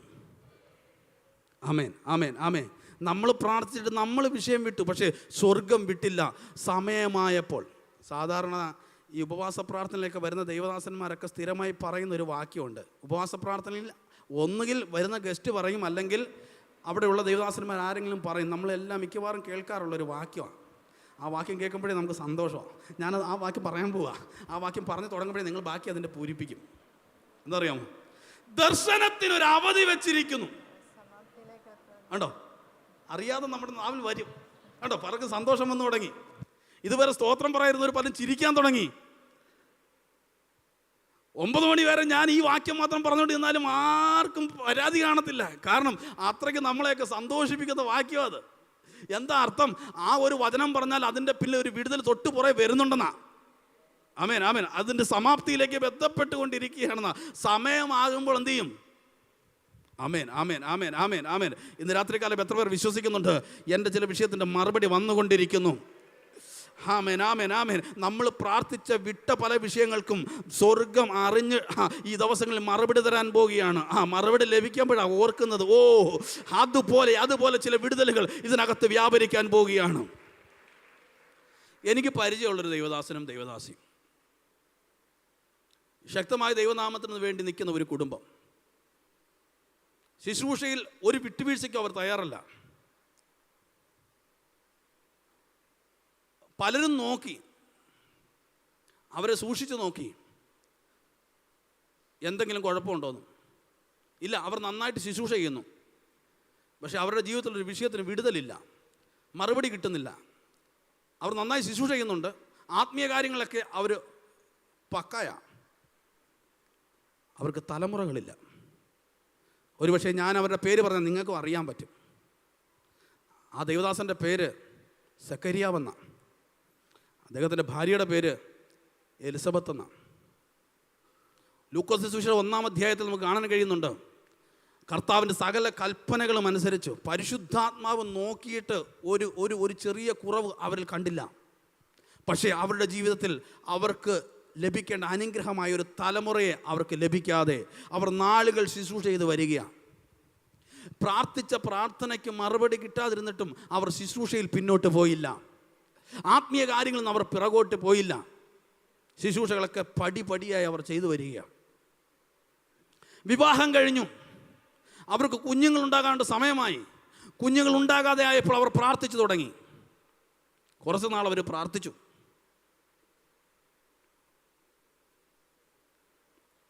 അവർ വിഷയം അങ്ങ് വിട്ടു. ഇനി നമുക്ക് തലമുറ ഇല്ലാത്തതായിരിക്കും ദൈവത്തിൻ്റെ ഹിതം. അവർ വിഷയം വിട്ടു. കുഞ്ഞുങ്ങളെയൊക്കെ പ്രതിഷ്ഠയ്ക്കായിട്ടൊക്കെ കൊണ്ടുവരുമ്പം സെക്കരിയാവ് കൈകൊണ്ട് വാങ്ങിയിട്ട് പ്രാർത്ഥിക്കുമ്പോൾ ഉള്ളിൻ്റെ ഉള്ളിൽ ഒരു കാളലാണ്, ഇതുപോലൊരു കുഞ്ഞിനെ എന്നാ ഞങ്ങൾ ഇനി ഒന്ന് താലോലിക്കുന്നേ, സമയം കഴിഞ്ഞു പോയല്ലോ എന്നുള്ളിൽ ചിന്തിക്കും. ചില സമയത്തിന് വേണ്ടി കാത്തിരിക്കുന്നത് ഇതിനകത്തുണ്ടെന്ന് ആത്മാവിനോട് പറയുന്നു. നിങ്ങളെ നോക്കി ആത്മാവിൽ ഞാൻ ആ ദൂത് പറഞ്ഞിട്ട് മുമ്പോട്ട് പോകാം. സമയം കഴിഞ്ഞു പോയി എന്ന് സാറാ പറഞ്ഞാലും, സമയമായിട്ടില്ല, എൻ്റെ സമയമായിട്ടില്ലെന്ന് മറിയ പറഞ്ഞാലും, തക്ക സമയത്ത് നമുക്ക് വേണ്ടി പ്രവർത്തിക്കുന്ന ഒരു ദൈവമുണ്ട്. ആ സാഹചര്യം കഴിഞ്ഞു പോയി, എനിക്കിനി ഒരു തലമുറയെ വഹിക്കാനുള്ള സാധ്യതയില്ലെന്ന് സാറാ പറയുമ്പോൾ ദൈവം പറയും, ഇല്ല കുഞ്ഞ്, സമയം, എൻ്റെ സമയത്ത് ഞാൻ പ്രവർത്തിക്കും. ദർശനത്തിന് ഞാനൊരു അവധി വെച്ചിട്ടുണ്ട്, അത് സമാപ്തിയിലേക്ക് ബന്ധപ്പെടുക. തക്ക സമയത്ത് ഞാൻ നിനക്ക് വേണ്ടി പ്രവർത്തിക്കും. മറിയയുടെ അടുത്തേക്ക് ദൂതൻ വന്ന് സദ്വർത്തമാനം പറഞ്ഞപ്പോൾ അവള് പറയുകയാണ്, അയ്യോ സമയമായിട്ടില്ല, എൻ്റെ വിവാഹം നിശ്ചയിച്ചിട്ടേ ഉള്ളൂ. ദൈവത്തിന്റെ സമയത്ത് ദൈവം പ്രവർത്തിച്ചിരിക്കും. എത്ര പേർക്ക് വിശ്വസിക്കാൻ കഴിയുന്നുണ്ട്? മടങ്ങി വരുന്നു. അങ്ങനെ ഈ സെക്കരിയാവും എലിസബത്തും പ്രാർത്ഥിച്ചിട്ട് അവർ വിഷയം വിട്ടു. വർഷങ്ങൾ ചെന്ന് വയസ്സ് ചെന്നവരുമായിരിക്കുക. 1-ാം അധ്യായത്തിന്റെ 13-ാമത്തെ വാക്യം ഒന്ന് വായിക്കണേ. ലൂക്കോസിന്റെ സുവിശേഷം 1:13 നാം ഇങ്ങനെ വായിക്കുന്നു, ദൂതൻ അവനോട് സെക്കരിയാവേ ഭയപ്പെടണ്ട, നിന്റെ പ്രാർത്ഥനയ്ക്ക് ഉത്തരമായി. മതി. ഇന്നലെ രാത്രി പ്രാർത്ഥിച്ച പ്രാർത്ഥനയുടെ മറുപടി അല്ല പറയുന്നത്. വർഷങ്ങൾക്ക് മുൻപ് നിങ്ങളുടെ വിവാഹം കഴിഞ്ഞിട്ട് ഒരു തലമുറയെ കാണാതിരുന്നപ്പോൾ നിങ്ങൾ പ്രാർത്ഥിച്ചിട്ട് നിങ്ങളങ്ങ് വിഷയം വിട്ടില്ലേ, നിങ്ങളെ കളഞ്ഞില്ലേ ആ വിഷയം. ആ വിഷയത്തെ സമയമായപ്പോൾ ദൈവം പൊക്കിയെടുത്തു. ആമേൻ, ആമേൻ.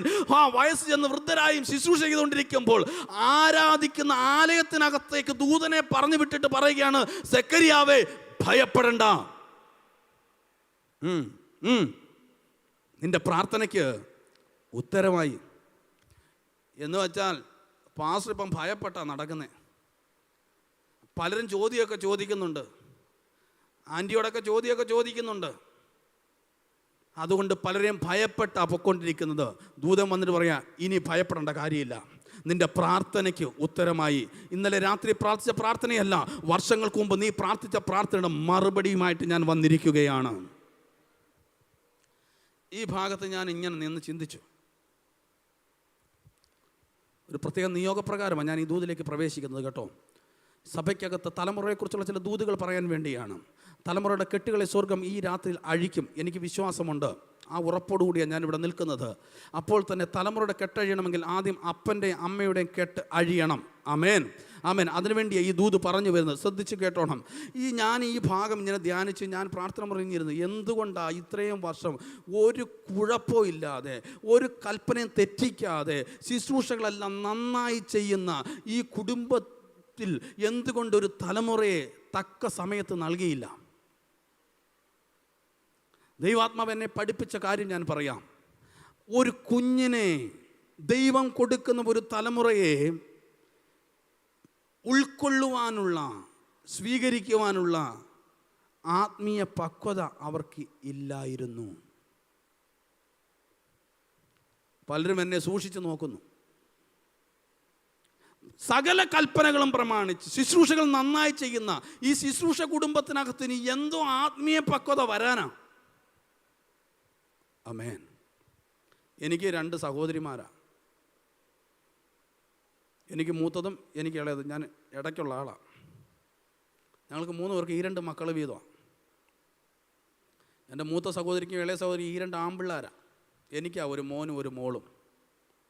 ചില വർഷങ്ങൾക്ക് മുമ്പ് എൻ്റെ മൂത്ത സഹോദരിയുടെ മൂത്ത മോന് 5 വയസ്സുള്ളപ്പം വീട്ടിൽ കൊണ്ടുവന്നു. പപ്പ കൊണ്ടുവന്നു. വീട്ടിൽ വന്നവന് ഒരു ചെറിയ കളിപ്പാട്ടം, ഒരു കാറ് എടുത്ത് സോഫയിൽ കൂടെ വെച്ചു ഇങ്ങനെ വണ്ടി കളിക്കുക, പൂന്ന് പറഞ്ഞ് വണ്ടി കളിക്കുക. ഇത് കണ്ടുകൊണ്ട് എൻ്റെ പപ്പ പറഞ്ഞു, മോൻ നന്നായി പഠിക്ക്, മോന് ഞാനൊരു സൈക്കിൾ മേടിച്ചു തരാം. എനിക്ക് ഭയങ്കര സന്തോഷമായി. എന്താ കാര്യം അറിയാമോ? ഞാൻ 8ാം ക്ലാസ്സിൽ പഠിക്കുമ്പോൾ ഒരു സൈക്കിൾ വേണമെന്ന് പറഞ്ഞപ്പോൾ വരമ്പേ കൂടെ നടന്ന് സ്കൂളിൽ പോകുന്നവൻ എന്തിനാടാ സൈക്കിൾ എന്ന് പറഞ്ഞ് എന്നെ കണ്ടം വഴി ഓടിച്ചതാണ് എൻ്റെ അപ്പൻ. ഇപ്പോൾ കൊച്ചുമോൻ ഓഫർ കൊടുക്കുക, നിനക്ക് ഞാൻ സൈക്കിള്. അപ്പോൾ എനിക്ക് കിട്ടാതെ അവനെങ്കിലും കിട്ടുന്നല്ലോ, ഒരു സന്തോഷം. പക്ഷേ ഇവൻ്റെ പ്രതികരണം എന്നെ ഞെട്ടിച്ചു, പപ്പയെ ഞെട്ടിച്ചു. അവൻ എടുത്തടിച്ച് പറയും, എനിക്ക് സൈക്കിളൊന്നും വേണ്ട. അപ്പോൾ വെച്ച് പിന്നെ നിനക്ക് എന്താ വേണം? അവൻ പറയും, എനിക്കൊരു ടിപ്പർ മതിയെന്ന്.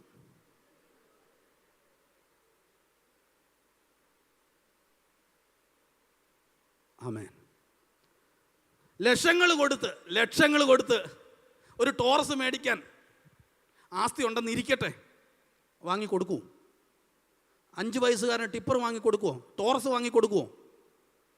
ഹലോ, അയ്യോ, കൊച്ചുമക്കളെ ഇഷ്ടമില്ലാത്ത അപ്പച്ചന്മാരാന്ന് തോന്നില്ല ഇതിനകത്ത് ഇരിക്കുന്നേ. വാങ്ങിക്കൊടുക്കുമോ? ഇല്ല. കാരണം അവനത് കൈകാര്യം ചെയ്യണമെങ്കിൽ കുറഞ്ഞത് 18 വയസ്സെങ്കിലും ആകണം. ഇയാൾ വിചാരിക്കുന്ന 150 രൂപയ്ക്കുള്ള കടയിൽ നിന്ന് വാങ്ങുന്ന ടിപ്പറാണ് ഉദ്ദേശിക്കുന്നത്. അപ്പൻ കൊടുക്കാനിരിക്കുന്നത് ഒറിജിനൽ സാധനമാണ്. എത്ര പേർക്ക് പിടി കിട്ടുന്നുണ്ട്? ചില വിഷയങ്ങൾക്കൊക്കെ മറുപടി താമസിക്കുന്നത് എന്തുകൊണ്ടാണെന്ന് പിടി കിട്ടുന്നുണ്ടോ? നമ്മൾ ചോദിക്കുന്നതിനേക്കാൾ ശ്രേഷ്ഠമായത്, മേൽത്തരമായത് അപ്പൻ തരാനിരിക്കുമ്പോൾ അതിനെ കൈകാര്യം ചെയ്യാനുള്ള, അതിനെ സ്വീകരിക്കാനുള്ള ഒരു പക്വതയിലേക്ക് നാം വരേണ്ടത് അനിവാര്യമാണ്. ഒരു കുഞ്ഞിനെ സ്വീകരിക്കാൻ പാകത്തിന് ഇനി എന്തോ പക്വത ഇത്രയും പ്രായമായ സെക്കരിയാവിനും എലിസബത്തിനും വരേണ്ടത്. ആമേൻ. ഞാൻ നിങ്ങളുടെ ഒരു ചോദ്യം ചോദിക്കുകയാണ്. TV കാണുന്നവരൊന്ന് കര ഉയർത്തിയ ടെലിവിഷൻ TV എന്ന് പറഞ്ഞാൽ പലർക്കും മനസ്സിലായില്ല.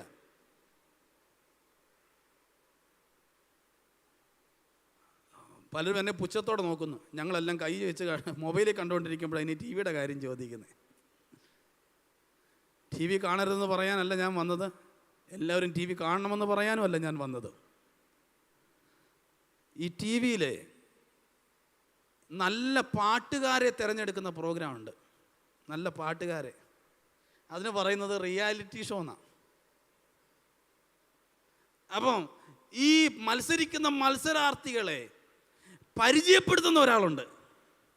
പേരെന്തുവാ? അവതാരകൻ അല്ലെങ്കിൽ അവതാരക അല്ലെങ്കിൽ ആങ്കർ എന്നൊക്കെ പറയും. അവരുടെ ജോലി ഈ മത്സരിക്കുന്നവരെ എന്ത് ചെയ്യുക? പ്രേക്ഷകർക്ക് ഇൻട്രൊഡ്യൂസ് ചെയ്യുക. ഇനി വരാൻ പോകുന്നത്, ഞാൻ പറയുന്ന പേര് സാങ്കല്പികമാണ്, ഇവിടെ ഇരിക്കുന്ന ആരായിട്ടും ബന്ധമില്ല. തങ്കച്ചൻ കായംകുളത്തുനിന്ന് വരുന്നു. ഇന്നർ റൗണ്ടിൽ പെർഫോം ചെയ്യുമ്പോൾ എങ്ങനെയുണ്ട്? പ്രിപ്പറേഷനൊക്കെ ഓക്കെയാണ്. ഇത് പറഞ്ഞു കഴിഞ്ഞാൽ പിന്നെ ഈ അവതാരകന് സ്റ്റേജിൽ സ്ഥാനമൊന്നുമില്ല. അദ്ദേഹം പതുക്കെ ആ ഫ്രെയിമിൽ നിന്ന് മാറുക. പിന്നെ അവിടെ പെർഫോമൻസാണ് നടക്കുന്നത്. മനസ്സിലായോ? TV കാണാത്ത പലരും ഉണ്ടെന്ന് പറഞ്ഞിട്ടാണ് ഞാൻ ഈ ഉദാഹരണം പറഞ്ഞേ. TV ഓഫ് ചെയ്യും. വാ, ദൂത് ശ്രദ്ധിച്ചേ. ദൈവം തൻ്റെ പുത്രനെ ഈ ഭൂമിയിലേക്ക് അയക്കാൻ സമയമായി. ദൈവം തൻ്റെ പുത്രനെ വെളിപ്പെടുത്താൻ സമയമായി. ഈ പുത്രനെ ലോകത്തിന് ഇൻട്രൊഡ്യൂസ് ചെയ്യാൻ ഒരു വ്യക്തി വേണം. സെക്കരിയാവേ, എലിസബത്തെ, ആ നിയോഗം ഞാൻ നിന്റെ തലമുറയിലാണ് കാണുന്നത്. പോരാ, ഇങ്ങനെ പോരാ ഈ രാത്രിയിൽ. തലമുറയുടെ കെട്ടഴിക്കുന്ന ദൂതാ ഞാൻ ഈ പറഞ്ഞുകൊണ്ട് വരുന്നത്. കുഞ്ഞിന്റെ പനി മാറാനും കുഞ്ഞിന്റെ അസുഖം മാറാനും പ്രാർത്ഥിപ്പിക്കാതെ ഇന്ന് പകൽ അവന് വേണ്ട നിയോഗത്തേക്ക് ഒന്ന് പിടിച്ചേ. രാത്രിയിൽ തലമുറ മേൽ കിടക്കുന്ന നിയോഗം എന്താണെന്നറിയാമോ? പുത്രനെ വെളിപ്പെടുത്താനുള്ളതാ. പ്രയർ സെന്ററിനകത്തിരിക്കുന്ന എല്ലാ തലമുറകളെ കുറിച്ചുള്ള ദൂത് ഞാൻ കൈമാറുക. നിങ്ങൾ ഏത് രാജ്യത്ത് ഉഗാണ്ടയിൽ പോയി കിടന്നാലും നിങ്ങളുടെ മേൽ കിടക്കുന്ന നിയോഗം അവിടെ പുത്രനെ വെളിപ്പെടുത്താനുള്ളതാ. ഓ റബനഗ സാധുനഗ ചസ്യാന്തന റബനെ റിഗദലഗഡഗ ചസ്യ. ഈ രാത്രി തലമുറയുടെ കെട്ടഴിയ കേട്ടോ. മാതാപിതാക്കൾ ആരെങ്കിലും കൂടണ്ടോ? ഇന്ന് രാത്രിയിൽ തലമുറയുടെ കെട്ടുകളെ സ്വർഗം അഴിക്കുക. പുത്രനെ വെളിപ്പെടുത്താനുള്ള നിയോഗമുള്ളത് കൊണ്ടാ.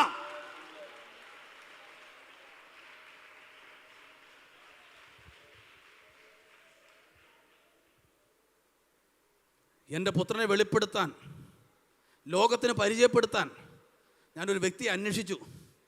നോക്കിയപ്പം അത് നിനക്ക് തരണം, ആ തലമുറ നിനക്ക് തരണമെന്നാ എൻ്റെ ഇഷ്ടം. നീ താമസിക്കുമ്പം വല്ലാതെ പരാതി പറയുന്നുണ്ടല്ലേ, നീ പ്രാർത്ഥിക്കാതിരിക്കുന്നുണ്ട്, ദൈവത്തോട് പരിഭവം പറയുന്നുണ്ടല്ലേ. എന്താ കർത്താവേ നീ പ്രവർത്തിക്കാത്തത്? ഒത്തിരി നാളായി ഞാൻ ഈ നിന്നെ അനുഭവിക്കുന്നു. ഒത്തിരി നാളായി പലരുടെ മുഖത്ത് എനിക്ക് നോക്കാൻ പറ്റുന്നില്ല. ഭയപ്പെട്ടും തലകുനിച്ചും നീ പോകുകയല്ലേ. ഇല്ല ഇല്ല ഇല്ല ഇല്ല, നിന്റെ തലമുറ മേൽ കിടക്കുന്നൊരു നിയോഗമുണ്ട്. എന്താ നിയോഗം എന്നറിയാമോ? പുത്രനെ വെളിപ്പെടുത്താനുള്ളതാ. അവരെ ഏത് രാജ്യത്ത് വിട്ട് പഠിപ്പിച്ചോ, ഏത് രാജ്യത്ത് അവർക്ക് ജോലി മേടിച്ചു കൊടുത്തോ, ഇതിനൊന്നും ഞാനെതിരല്ല. പക്ഷേ അവരുടെ മേലുള്ള നിയോഗത്തെ തിരിച്ചറിയാതെ പോകരുത്. ഒരു കുഞ്ഞിനെ സ്വീകരിക്കാനും ഒരു കുഞ്ഞിനെ പരിപാലിക്കാനും ഇത്രയും തയ്യാറെടുപ്പ് എന്തിനാ? ഉണ്ട് ഉണ്ട് ഉണ്ട്. ഈ കുഞ്ഞ് സാധാരണ കുഞ്ഞല്ല. നിങ്ങൾ വാങ്ങിക്കൊടുക്കുന്ന ഓറിയോ ബിസ്ക്കറ്റ് ഈ കുഞ്ഞ് കഴിക്കത്തില്ല. നിങ്ങൾ വാങ്ങിക്കൊടുക്കുന്ന ഡ്രസ്സ് ഈ കുഞ്ഞ് ഇടത്തില്ല. നിങ്ങളുടെ കൂടെ നിങ്ങളുടെ വീട്ടിൽ താമസിക്കത്തില്ല ഈ കൊച്ച്. കണ്ടോ സ്തോത്രം പോയത്? കണ്ടോ? ഉള്ളിലൊരു ചിന്ത, ഒരു ചോദ്യം വന്നു, പിന്നെ എന്തിനാ ഇങ്ങനൊരു കുഞ്ഞിനെ? നമ്മൾ കൊടുക്കുന്ന ആഹാരം കഴിക്കാത്ത, നമ്മൾ വാങ്ങിക്കൊടുക്കുന്ന ഡ്രസ്സ് ഇടാത്ത, നമ്മളോടൊപ്പം സഞ്ചരിക്കാത്ത ഈ കുഞ്ഞിനെ എന്തിനാ? ഇതുകൊണ്ടാ പരിശുദ്ധാത്മാ പറഞ്ഞത്, ഇതിനെ സ്വീകരിക്കത്തക്ക ഒരു ആത്മീയ പക്വതയിലേക്ക് എലിസബത്തെ, സെക്കരിയാവെ നീ വരണം. കാരണം അവൻ സാധാരണ കുഞ്ഞല്ല. അവൻ്റെ മേലൊരു നിയോഗം ഈ ലോകത്ത് ആരും ചെയ്യാത്ത ഒരു നിയോഗമാണ്. എൻ്റെ പുത്രനെ വെളിപ്പെടുത്താൻ വേണ്ടി ഞാൻ അവനെ തിരഞ്ഞെടുത്തിരിക്കുകയാണ്. ഇന്ന് പകൽ എത്ര പേർക്ക് ദൂത് മനസ്സിലാകുന്നുണ്ട്?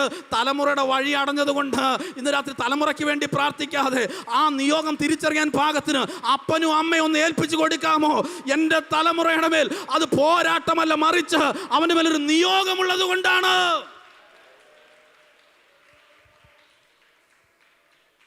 പഠിച്ചുകൊണ്ടിരിക്കുന്ന കുഞ്ഞ് പെട്ടെന്ന് പഠനത്തിൽ ഉഴപ്പുക, ഫ്ലോപ്പാകുക, പരീക്ഷ എല്ലാം തോക്കുക, ശ്രദ്ധിക്കുന്നില്ല, അനുസരിക്കുന്നില്ല, കേൾക്കുന്നില്ല, വേറെ റൂട്ടിലോട്ട് പോകുക.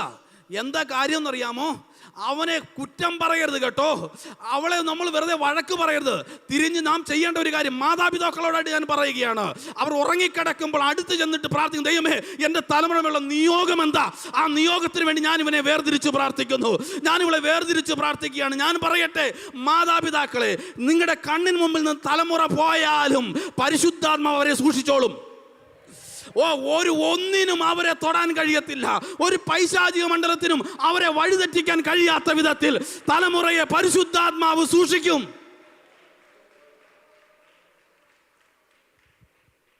ആമേൻ, ആമേൻ, ആമേൻ.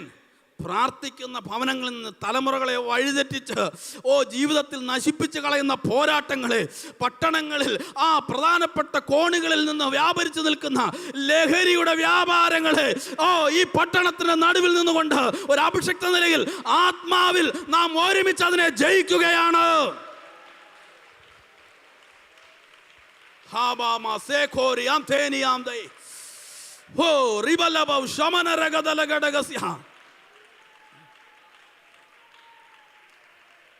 പിള്ളേര് വീട്ടിൽ നിന്ന് പോയാൽ പേടിയാ.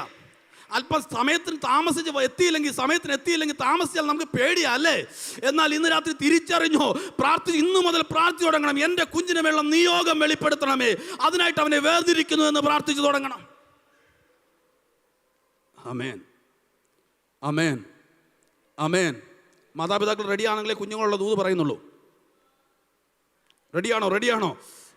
ആമേൻ, ആമേൻ, ആമേൻ. ഇന്ന് രാത്രി നമ്മൾ തിരിച്ചു പിടിക്കുക. അവൻ പറഞ്ഞാൽ അനുസരിക്കുന്നില്ലല്ലേ?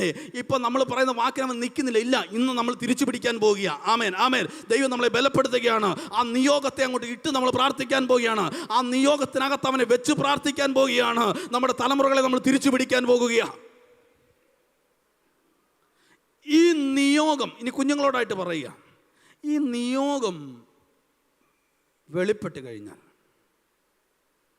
ഈ നിയോഗം നമ്മളെ വെളിപ്പെടുത്തി കഴിഞ്ഞാൽ പിന്നെ ഒരു സൈലന്റ് പീരീഡാണ്. ഒന്നുകൂടെ പറയാം.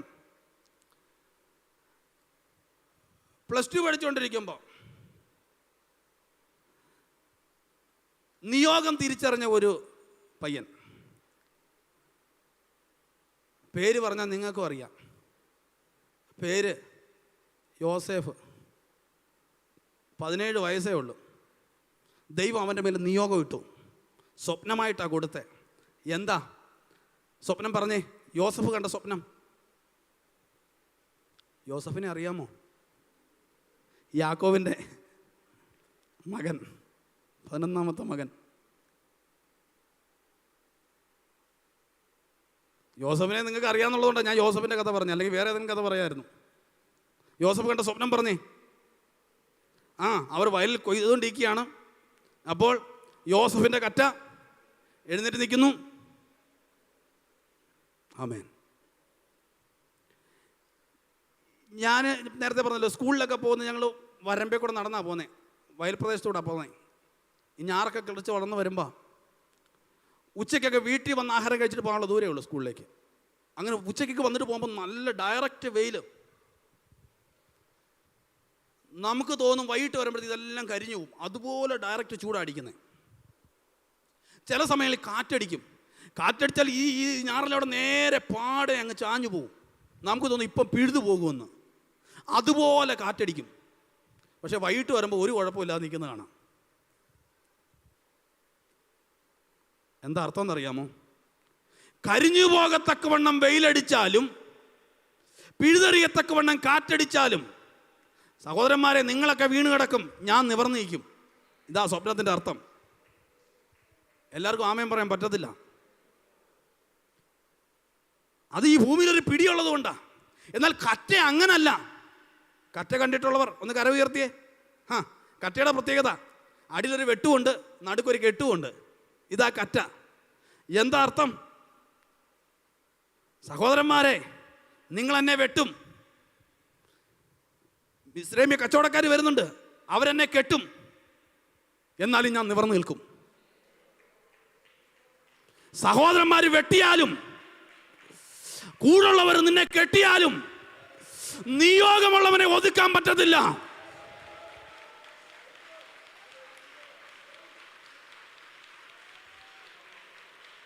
കുഞ്ഞുങ്ങളോടാ ഞാൻ ഈ ദൂത് പറയുന്നത്. അടുത്ത ഒരു ഭാവിക്ക് വേണ്ടി കാത്തിരിക്കുന്ന കുഞ്ഞുങ്ങളോടാ ഞാൻ ഈ ദൂത് പറയുന്നത്. ഈ നിയോഗം ദൈവം വെളിപ്പെടുത്തി കഴിഞ്ഞാൽ പിന്നെ ഒരു സൈലന്റ് പീരീഡാ. യോസഫ് ദർശനം, പ്രാർത്ഥന, ദൂതെന്ന് കേട്ട ഭയങ്കര ആവേശമാണ് പുള്ളിക്ക്. പക്ഷേ ഈ സ്വപ്നമൊക്കെ പറയുന്നതുള്ളത് കൊണ്ട് ചേഷ്ടന്മാർക്കൊന്നും അത്ര ഇഷ്ടമല്ല. അവർ അടുത്തോടെ ഒരു ഇടിയൊക്കെ കൊടുത്തിട്ടാണ് പോകുന്നത് വീട്ടിനകത്ത്. ബർത്ത്ഡേ വന്നപ്പം കാണാം അപ്പൻ ഒരു കുപ്പായം കൂടെ മേടിച്ചു കൊടുത്തു. അപ്പോൾ ഈ കുപ്പായം ഇരിപ്പുണ്ട്. ഈ കുപ്പായം ഇട്ടുകൊണ്ട് പോകാൻ ഒരു പുതിയൊരു ഫംഗ്ഷന് വേണ്ടി യോസഫ് വെയിറ്റ് ചെയ്യുക. ഇത് ഇട്ടുകൊണ്ടൊന്ന് ഇറങ്ങണ്ടേ? അങ്ങനെ ഇരിക്കുമ്പോഴാണ് ജ്യേഷ്ഠന്മാരെല്ലാം കൂടെ അപ്പൻ്റെ ആടുകളെ മേയ്ക്കാനായിട്ട് വീട്ടിൽ നിന്ന് പോയി. കുറേ ദിവസമായിട്ട് അവരെക്കുറിച്ച് ഒരു വിവരവും ഇല്ല. അപ്പൻ പറയാം, മോനെ, നീ അവരുടെ ക്ഷേമം അന്വേഷിച്ചിട്ട് വരണം. അപ്പമൊക്കെ ഉണ്ടാക്കി കൊടുത്ത് യോസഫിന് സന്തോഷമായി. യോസഫ് പറഞ്ഞു, എനിക്ക് പുറത്തോട്ട് പോകാനൊരു അവസരമാണ്. കുഞ്ഞുങ്ങൾ ശ്രദ്ധിച്ച് കേട്ടണം. എൻ്റെ കുപ്പായം ഇട്ടുകൊണ്ട് എനിക്ക് പുറത്തോട്ട് പോകാനൊരു അവസരം കിട്ടി. ഞാൻ പറഞ്ഞില്ലേ, ദർശനമൊന്നും ആരാധനയെന്നും ദൂതെന്നൊക്കെ കേൾക്കും ഭയങ്കര ആവേശമാണ് യോസഫിന്. യോസഫ് പതുക്കെ ജ്യേഷ്ഠന്മാരെ അന്വേഷിച്ചു പോവുകയാണ്. ശേഖേമിലെത്തി. അവിടെ എത്തിയപ്പോൾ ഒരാളെ കണ്ട് ചോദിച്ചു, 10 പേരെ ആടിനെ മേയിച്ചുകൊണ്ട് പോകുന്നത് കണ്ടോ? അതെ, ദോതാനിലേക്ക് പോയെന്ന് തോന്നുന്നു. അങ്ങോട്ട് പറഞ്ഞു വിട്ടു. ഈ മനുഷ്യൻ എന്ത് ചെയ്യുക? ഈ അപ്പക്കൊട്ടയും തലയിൽ വെച്ചുകൊണ്ട് ജ്യേഷ്ഠന്മാർക്ക് കൊടുക്കാൻ വേണ്ടി നടന്നു പോകുകയാണ്. ശ്രദ്ധിച്ച് കേൾക്കണം, ഞാൻ പറഞ്ഞ ആശയം ഒന്നുകൂടെ ഓർമ്മിപ്പിക്കുകയാണ്. നിയോഗം നമ്മൾക്ക് വെളിപ്പെടുത്തി തന്നു കഴിഞ്ഞാൽ പിന്നെ ഒരു സൈലൻ്റ് പീരീഡാണ്. കുറച്ച് നാളത്തേക്ക് പിന്നെ പുതിയ ദൂതൊന്നും കിട്ടത്തില്ല. ചർച്ചിൽ പ്രവാചകന്മാർ വന്നാലും വീട്ടിൽ ദൈവദാസന്മാരെ വിളിച്ച് പ്രാർത്ഥിപ്പിച്ചാൽ അവരെല്ലാം പറഞ്ഞ വിടുതലുണ്ട് കേട്ടോ, ദൈവം പ്രവർത്തിക്കും, ഇതേ പറയത്തുള്ളൂ. ഒരു ദൂത് എന്ത് ചെയ്യത്തില്ല. അത് പറയാത്ത എന്താണെന്ന് ചോദിച്ചാൽ വന്ന പ്രവാചകന് കൃപയില്ലാത്തത് കൊണ്ടല്ല, നിന്നോടുള്ള നിയോഗം വെളിപ്പെടുത്തിയതിന് ശേഷമുള്ള സൈലന്റ് പീരീഡാണ്. അഥവാ ഏതെങ്കിലും ദൈവദാസന് ഒരു ദൂത് പറഞ്ഞാൽ ആ നിയോഗം തന്നെ ആയിരിക്കും ആവർത്തിച്ച് പറയുന്നത്. ഉടനെ നമ്മൾ പറയും, പാസ്റ്ററോടെ ചേർത്തിട്ട് ഇപ്പോൾ 6ാമത്തെ ആളാണ് ഈ ദൂത് എന്നോട് പറയുന്നത്. ആ പറയുന്നതിന് പിന്നിൽ ഒരു അർത്ഥമുണ്ട്. ഇതല്ല പ്രതീക്ഷിക്കുന്നത്, ഇതിനപ്പുറത്ത് അടുത്തതാണ് ഞങ്ങൾക്ക് കേൾക്കേണ്ടത്. പക്ഷെ ദൈവം പറയുന്നത്, കാരണം അത് സൈലന്റ് പീരീഡാണ്. ഹലോ, ശ്രദ്ധിക്കണേ, ഇത് സൈലന്റ് പീരീഡാണ്. പുതിയൊരു ദൂതിന് വേണ്ടി കാത്തിരുന്നാൽ ചിലപ്പോൾ ലഭിച്ചെന്ന് വരത്തില്ല. പക്ഷെ അവിടെ പതറിപ്പോകരുത്. ഈ യോസഫ് ജ്യേഷ്ഠന്മാരുടെ ക്ഷേമം അന്വേഷിച്ച് അങ്ങോട്ട് പോകുമ്പോൾ, ദോതാനിലേക്ക് ചെല്ലുമ്പോൾ വരുന്ന സ്വപ്നക്കാരനെ ജ്യേഷ്ഠന്മാർ തിരിച്ചറിഞ്ഞിട്ട് അവിടുന്ന് ഓടി വരികയാണ്. യോസഫിന് വലിയ സന്തോഷമായി. വീട്ടിൽ വെച്ച് തന്നെ ഇടിക്കുകയും നുള്ളിയൊക്കെ ചെയ്യുന്ന ജ്യേഷ്ഠന്മാരിപ്പം വഴി വെച്ച് കണ്ടപ്പോൾ എന്തൊരു സ്നേഹമാണ്. ഓടി വന്നിട്ട് ഇവന്റെ തലയിലിരിക്കുന്ന ഈ ഭാരമുള്ള ഈ അപ്പക്കൊട്ട താഴെ ഇറക്കി വെച്ചു. സന്തോഷം. എൻ്റെ ജ്യേഷ്ഠന്മാർ, എൻ്റെ സഹോദരന്മാർ എൻ്റെ ഭാരം അറിഞ്ഞ് ഇറക്കാൻ സഹായിക്കുന്നല്ലോ. ഇവർക്ക് ഇങ്ങനെ ഒരു മനസ്സുണ്ടെന്ന് ഞാൻ ഇപ്പോഴാണ് അറിയുന്നത്. പതുക്കെ ഈ ബർത്ത്ഡേ കുപ്പായത്തിൻ്റെ ബട്ടൺ ഊരാൻ തുടങ്ങി. യോസഫ് വിചാരിച്ചു, ഞാൻ യാത്ര ചെയ്ത് ക്ഷീണിച്ച് വരുമല്ലേ, മുഷിഞ്ഞ് വരികയല്ലേ, എൻ്റെ ആശ്വാസത്തിന് വേണ്ടിയാണ് ഊരുന്നതെന്ന്. പതുക്കെ ജ്യേഷ്ഠന്മാരോട് ഇവനെ അങ്ങ് പൊക്കിയപ്പോൾ വല്ലാതെ സന്തോഷിച്ചു. ദർശനമുള്ള നിന്നെ വല്ലാതെ പൊക്കുമ്പോൾ സൂക്ഷിച്ചോണേ. പൊക്കി ഇങ്ങനെ മുമ്പോട്ട് പോവുകയാണ്. ഇവൻ അറിയുന്നില്ല, ഇവന് വേണ്ടി ഒരു പൊട്ടക്കുഴി റെഡിയാക്കി വെച്ചിട്ടാണ് ഈ ജ്യേഷ്ഠന്മാർ പൊക്കുന്നതെന്ന്. ആമേൻ. ഈ നിയോഗമുള്ള യോസഫിനെ പൊക്കിയെടുത്ത് പൊട്ടക്കുള്ളിലേക്ക് ഇടാനായിട്ട് നോക്കുമ്പോൾ താഴേക്ക് അറിയാതെ നോക്കിയപ്പോൾ അവനെ ഭയപ്പെട്ട് നിലവിളിച്ചിട്ട് അച്ചാച്ചന്മാരുടെ കുപ്പായത്തെ മുറുകെ പിടിച്ചിട്ട് പറഞ്ഞ, എന്താ അച്ചാച്ചന്മാരെ നിങ്ങൾ ഈ കാണിക്കുന്നത്? ഒരു ദയയില്ലാതെ അവനെ ആ പൊട്ടക്കിണറ്റിലിട്ടു. അവിടെ കിടന്നുകൊണ്ട് അവൻ ഒരു നിമിഷം ഇങ്ങനെ പറഞ്ഞു, ദൈവമേ എന്തിനാ എനിക്ക് ഈ ദർശനം തന്നെ? ഈ ദർശനം പറഞ്ഞുകൊണ്ടല്ലേ ജ്യേഷ്ഠന്മാർ പോലും എനിക്ക് എതിരായി തീർന്നത്. അവിടെ കിടന്ന് എത്ര പ്രാർത്ഥിച്ചാലും പുതിയ ദൂത് വരത്തില്ല അച്ഛാ. എന്താ കാര്യം? അതാ ഞാൻ നേരത്തെ പറഞ്ഞ, അതൊരു സൈലന്റ് പീരീഡാണ്. എലീശ പ്രവാചകൻ പറഞ്ഞ വാക്യം എനിക്കിഷ്ടം. യഹോവ എനിക്കത് മറച്ചു വെച്ചിരിക്കുന്നു. ഈ നിയോഗം പുതിയൊരു ദൂത് നമുക്ക് ലഭിക്കാതിരിക്കുമ്പോൾ നാം ചെയ്യേണ്ടത് ഈ നിയോഗം എന്താണ്, ആ നിയോഗത്തിലേക്ക് തിരിഞ്ഞു നോക്കണം. എന്താ നിയോഗം? യോസഫിനെ കുറിച്ചുള്ള നിയോഗം എന്താ? ഞാൻ വായിപ്പിക്കുന്നില്ല, പെട്ടെന്ന് പറഞ്ഞു പോകാം. യോസഫിനെ കുറിച്ചുള്ള നിയോഗം ഉൽപ്പത്തി പുസ്തകം 49:22 വാക്യമാണ്. യോസഫ് ഫലപ്രദമായൊരു വൃക്ഷം, നീരുറവനരികെ ഫലപ്രദമായൊരു വൃക്ഷം. അതിന്റെ കൊമ്പുകൾ മതിലിന്മേൽ പടരുന്നു. മതി. അപ്പോൾ യോസഫിനെ കുറിച്ചുള്ള നിയോഗം അവനൊരു വലിയ വൃക്ഷമാകുമെന്ന. എന്താ ഈ വൃക്ഷത്തിന്റെ പ്രത്യേകത? അതിന്റെ ചില്ലകളിൽ അനേക പക്ഷികൾ വന്ന് കൂടുവയ്ക്കും. അതിൻ്റെ തണലിൽ അനേകർ വിശ്രമം കൊള്ളും. മാത്രമല്ല, ഇതിനെ എത്ര മതിൽ പൊക്കിപ്പണിഞ്ഞാലും അതിൻ്റെ മതിലിൻ്റെ മേളിൽ പടരും. ഇത് എന്ന് വെച്ചാൽ ഇതിന് ബൗണ്ടറി തിരിച്ച് ഒതുക്കാൻ പറ്റത്തില്ല. എന്ന് വെച്ചാൽ വീട്ടുകാർക്കും നാട്ടുകാർക്കും ഒതുക്കാൻ പറ്റാത്ത ഒരു നിയോഗം പോലെ ആണ് യോസഫിന്റെ മേൽ ദൈവം ഇട്ടിരിക്കുന്ന നിയോഗം. ഹലോ, ശ്രദ്ധിച്ച് കേൾക്കുന്നുണ്ടോ? അപ്പോൾ ഈ നിയോഗമുള്ളവൻ ഇപ്പൊ എവിടെ കിടക്കുക? കുഴി കിടക്കുക. ആമേൻ, ആമേൻ. ഒത്തിരി ദൂത് ഞങ്ങൾ കേട്ടതാ പാസ്റ്ററെ. കൊച്ചിനെ കുറിച്ച് പറഞ്ഞ ദൂത് ഇതൊന്നും അല്ല, ഇവിടെ അങ്ങ് നിൽക്കുമെന്നല്ല. പക്ഷെ ഇപ്പം വീട്ടിന് വെളി ഇറങ്ങാൻ പറ്റാത്ത രീതി വീട്ടിനകത്ത് ഇരിക്കുക. ഇന്ന് രാത്രി പൊട്ടിക്കോ കേട്ടോ, നമ്മൾ ജയിക്കുമോ അതിന്? ആമേൻ, ആമേൻ, ആമേൻ. അവൻ്റെ മേലുള്ള നിയോഗം പല ദൈവാസമനം പറഞ്ഞ രാജ്യങ്ങളുടെ ഞങ്ങൾ കേട്ടിട്ട് പോലും ഇല്ലാത്ത രാജ്യങ്ങളാണ്. പക്ഷേ ഇപ്പം വീട്ടിന് പുറത്തു പോലും ഇറങ്ങാൻ പറ്റാത്ത അകത്തിരിക്കുക. അപ്പോൾ നോക്കേണ്ടത് ഈ നിയോഗത്തിലേക്ക്. ഏതാ? ദൈവം നമ്മോട് പറഞ്ഞിരിക്കുന്ന നിയോഗത്തിലേക്ക് നോക്കണം. എന്താ? നീ ഒരു വൃക്ഷമായി തീരും. അപ്പോൾ യോസഫ് ഇപ്പോൾ ഒരു വൃക്ഷമല്ല, ഇപ്പോൾ വെറും ഒരു വിത്തായിട്ടിരിക്കുക. വിത്ത് വൃക്ഷമാകണമെങ്കിൽ എന്ത് വേണം? ഒരു വിത്ത് വൃക്ഷമാകണമെങ്കിൽ അതിനെ നടണം. യോസഫേ, യോസഫേ, ഇത് നിന്നെ മൂടാനുള്ള കുഴിയല്ല, നിന്നെ നടാനുള്ള കുഴിയാ. ഓ, എത്ര പേർക്ക് ഞാൻ പറയും ദൂത് പിടി കിട്ടുന്നുണ്ട്? ആമേൻ. ഈ കുഴി നിന്നെ മൂടിക്കളയാനല്ല, നീ തുടങ്ങാൻ പോവുക, നീ വളരാൻ പോവുക, നീ വലിയൊരു വൃക്ഷമായി തീരും. ആർക്കും ഒതുക്കാൻ കഴിയത്തില്ല. മതിൽ കെട്ടി തിരിച്ചാലും സെപ്പറേറ്റ് ചെയ്താലും നീ അതിനകത്ത് ഒതുങ്ങത്തില്ല. നിന്റെ വീട്ടുകാർക്ക് മാത്രമല്ല പ്രയോജനപ്പെടുന്നത്, നിന്റെ തലമുറ നിന്റെ കുടുംബത്തിനകത്ത് മാത്രം ഒതുങ്ങത്തില്ല, രാജ്യങ്ങൾക്ക് പ്രയോജനപ്പെടാനുള്ളതാണ് തലമുറകൾ. എത്ര പേർക്ക് ആമേൻ പറയാൻ പറ്റുന്നുണ്ട്? നിന്റെ തലമുറ ഇവിടെ ഒതുങ്ങത്തില്ല, തിരുവല്ല പട്ടണത്തിൽ ഒതുങ്ങത്തില്ല, കേരളത്തിനകത്ത് ഒതുങ്ങത്തില്ല, ഇന്ത്യക്കകത്ത് ഒതുങ്ങത്തില്ല.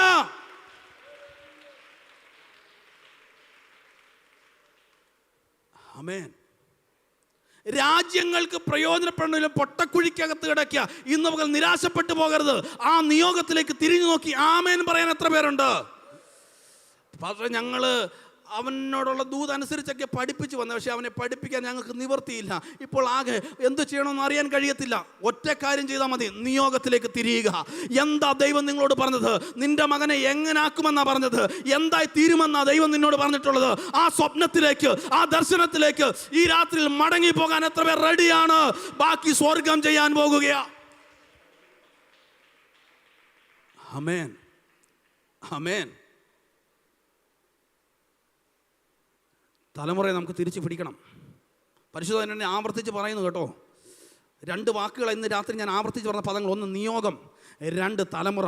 ആമേൻ, ആമേൻ, ആമേൻ, ആമേൻ. ഒരു വിടുതൽ വെളിപ്പെടാൻ പോകുകയാണ്, വഴികൾ തുറന്നു വരാൻ പോകുകയാണ്. തലമുറകളെ ഒതുക്കി. പുറത്ത് പറയുന്നില്ല, നമ്മളിങ്ങനെ ഡീസൻ്റ് ആയിട്ട് വന്നിരിക്കുക അല്ല, ഉടയുന്നുണ്ട്, അകത്ത് തകർന്നുകൊണ്ടിരിക്കുക. ഹൃദയത്തിന് മറ്റാരും പറയാൻ കഴിയാതെ, തലമുറയുടെ വിഷയം പറയാൻ കഴിയാതെ നീ വല്ലാതെ തേങ്ങുന്നുണ്ട്. ആരുടെ മുമ്പിലും നീ കരയാൻ ആഗ്രഹിക്കുന്നില്ല. എന്നാൽ ഇന്ന് രാത്രികാലം നിന്റെ അകത്തെ ഹൃദയത്തെ, ഉടഞ്ഞ ഹൃദയത്തെ കാണുന്ന സ്വർഗമുണ്ട്.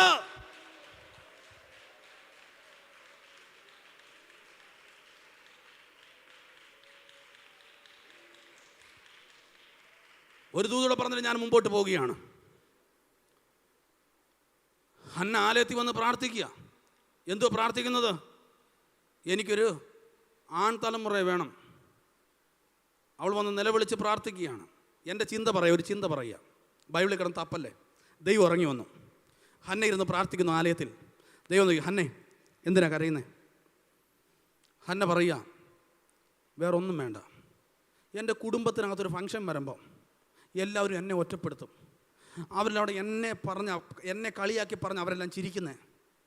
എനിക്ക് ചിരിക്കാൻ പറ്റത്തില്ല. ഞാൻ മാറി നിന്ന് കരയും. വേറെ ഒന്നും വേണ്ട. അവരുടെ മുമ്പിൽ തലയുയർത്തി ഒന്ന് നിൽക്കാൻ എനിക്കൊരു പുരുഷ പ്രജയെ തരണം. ഓ, എനിക്ക് തലയൊന്ന് ഉയർത്തണം, എനിക്കൊന്ന് ചിരിച്ചു കാണണം. ഒരു തലമുറ എനിക്ക് തരണം. എൻ്റെ ചിന്തയാണേ പറയുന്നത്. ദൈവം ഇത് കേട്ടിട്ട് അങ്ങ് പോയി. ഇവൾ പ്രാർത്ഥന തുടരുക. കുറച്ച് കഴിഞ്ഞ് വീണ്ടും ദൈവം വന്ന് ചോദിക്കുകയാണ്, മോളെ എന്തോ കരയുന്നേ? തമ്പുരാനെ, ഇതാ വിഷയം, എനിക്കൊരു പുരുഷ പ്രജയെ കിട്ടണം. ദൈവം അങ്ങ് പോയി. 3ാമത് വീണ്ടും വന്ന് നോക്കുക. നീ പോയില്ലേ? എന്തിനാ നീ ഇങ്ങനെ വീണ്ടും വീണ്ടും കരയുന്നേ? കർത്താവേ, ഞാൻ പറഞ്ഞില്ലേ എനിക്കൊരു പുരുഷ പ്രജ വേണം. അതൊക്കെ ഇരിക്കട്ടെ, എന്തിനാ ഇന്നെ കൂടെ എന്നോട് വന്ന് ചോദിക്കുന്നേ? എൻ്റെ ചിന്തയാണേ. ദൈവം തിരിച്ചൊരു കാര്യം പറയുക, ഹന്നെ എനിക്കൊരു വിഷയമുണ്ട്.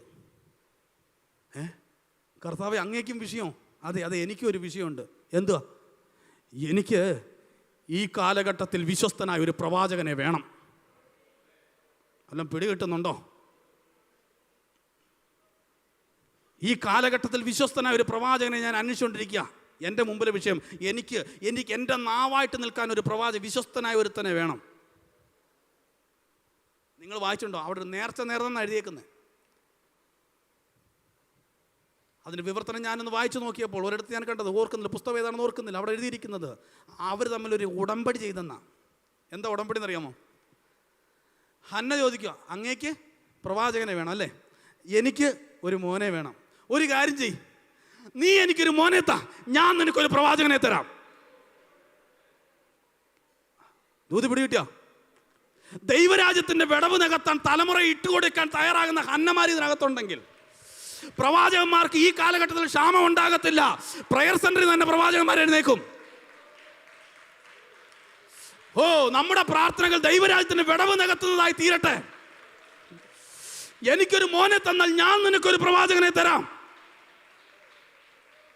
ആ ഉടമ്പടി ദൈവം പാലിച്ചു. ഒരാൺകുഞ്ഞിനെ കൊടുത്തു, അവൾ തിരിച്ചത് പാലിച്ചു. ആ തലമുറയെ കൊണ്ട് ആലയത്തിൽ കൊടുത്തു. വചനം പറയുന്നു, യഹോവയ്ക്കും മനുഷ്യർക്കും പ്രീതിയുള്ളവനായി അവൻ വളർന്നു. ദാൻ മുതൽ ബേർശേബ വരെ വിശ്വസ്ത പ്രവാചകനെന്ന് ഗ്രഹിച്ചു.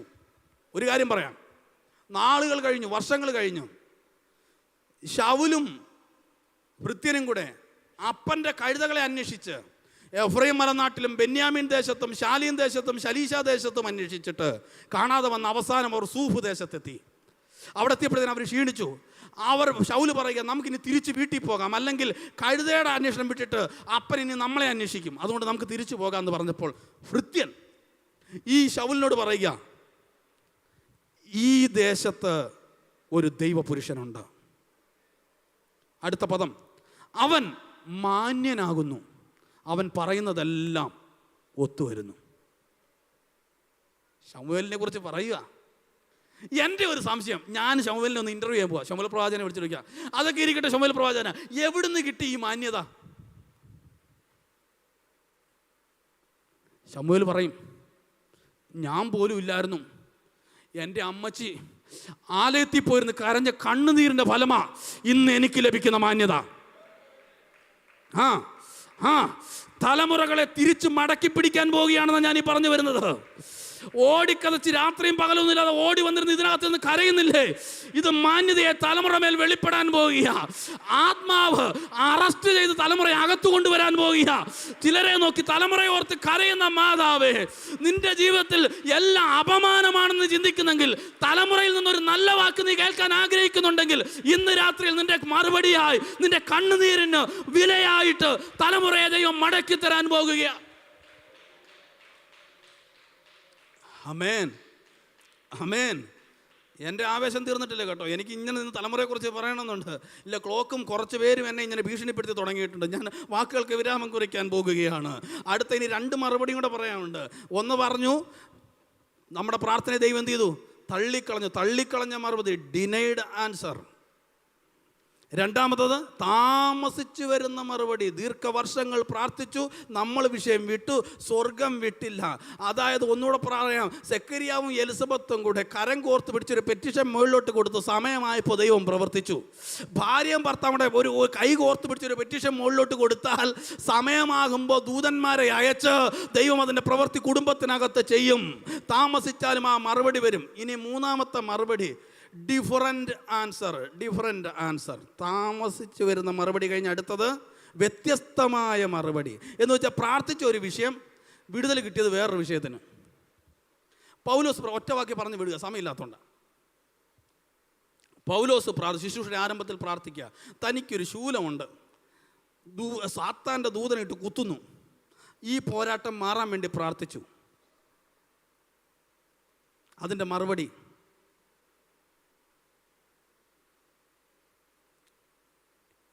നാടൻ ഭാഷ പറയാം, പൗലോസ്, അത് നിന്നെ കൊണ്ടേ പോകത്തുള്ളൂ, പക്ഷേ അതിനെ അതിജീവിക്കുന്ന ഒരു കൃപ ഞാൻ നിൻ്റെ മേൽ തരാൻ പോവാം. ആമേൻ, ആമേൻ. ആ വിഷയത്തിന് ഒരു പക്ഷേ നീ വിടുതൽ കാണത്തില്ല, പക്ഷേ അതിനപ്പുറത്ത് അതിനെ കവിയുന്ന ഒരു കൃപ ഞാൻ നിൻ്റെ മേൽ പകരാൻ പോവുകയാണ്. എൻ്റെ ശക്തി ബലഹീനതയിൽ തികഞ്ഞു വരാൻ പോകുക. എന്ന് വെച്ചാൽ നീ ക്ഷീണിച്ച് ബലഹീനായി ഒരു 10% നിനക്ക് ആ ശക്തിയുള്ളൂ, പക്ഷേ ബാക്കി 90% കൃപ കൊണ്ട് ദൈവം അതിനെ പൂരിപ്പിക്കും.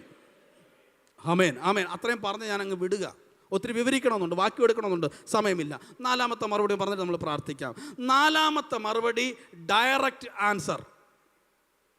നേരിട്ട് ദൈവം എന്ത് ചെയ്യാം? യഹൂദ ബാലന്മാർ തീച്ചുളയ്ക്കകത്ത് കടന്നപ്പോൾ ദൈവം ഡയറക്റ്റ് ഇറങ്ങി അങ്ങ് വിടുവിക്കുകയായിരുന്നു. ഒരു ദൂതോടെ പറഞ്ഞ് ഒരു ക്ലാരിഫിക്കേഷൻ വരുത്തി നമുക്ക് പ്രാർത്ഥിക്കാം.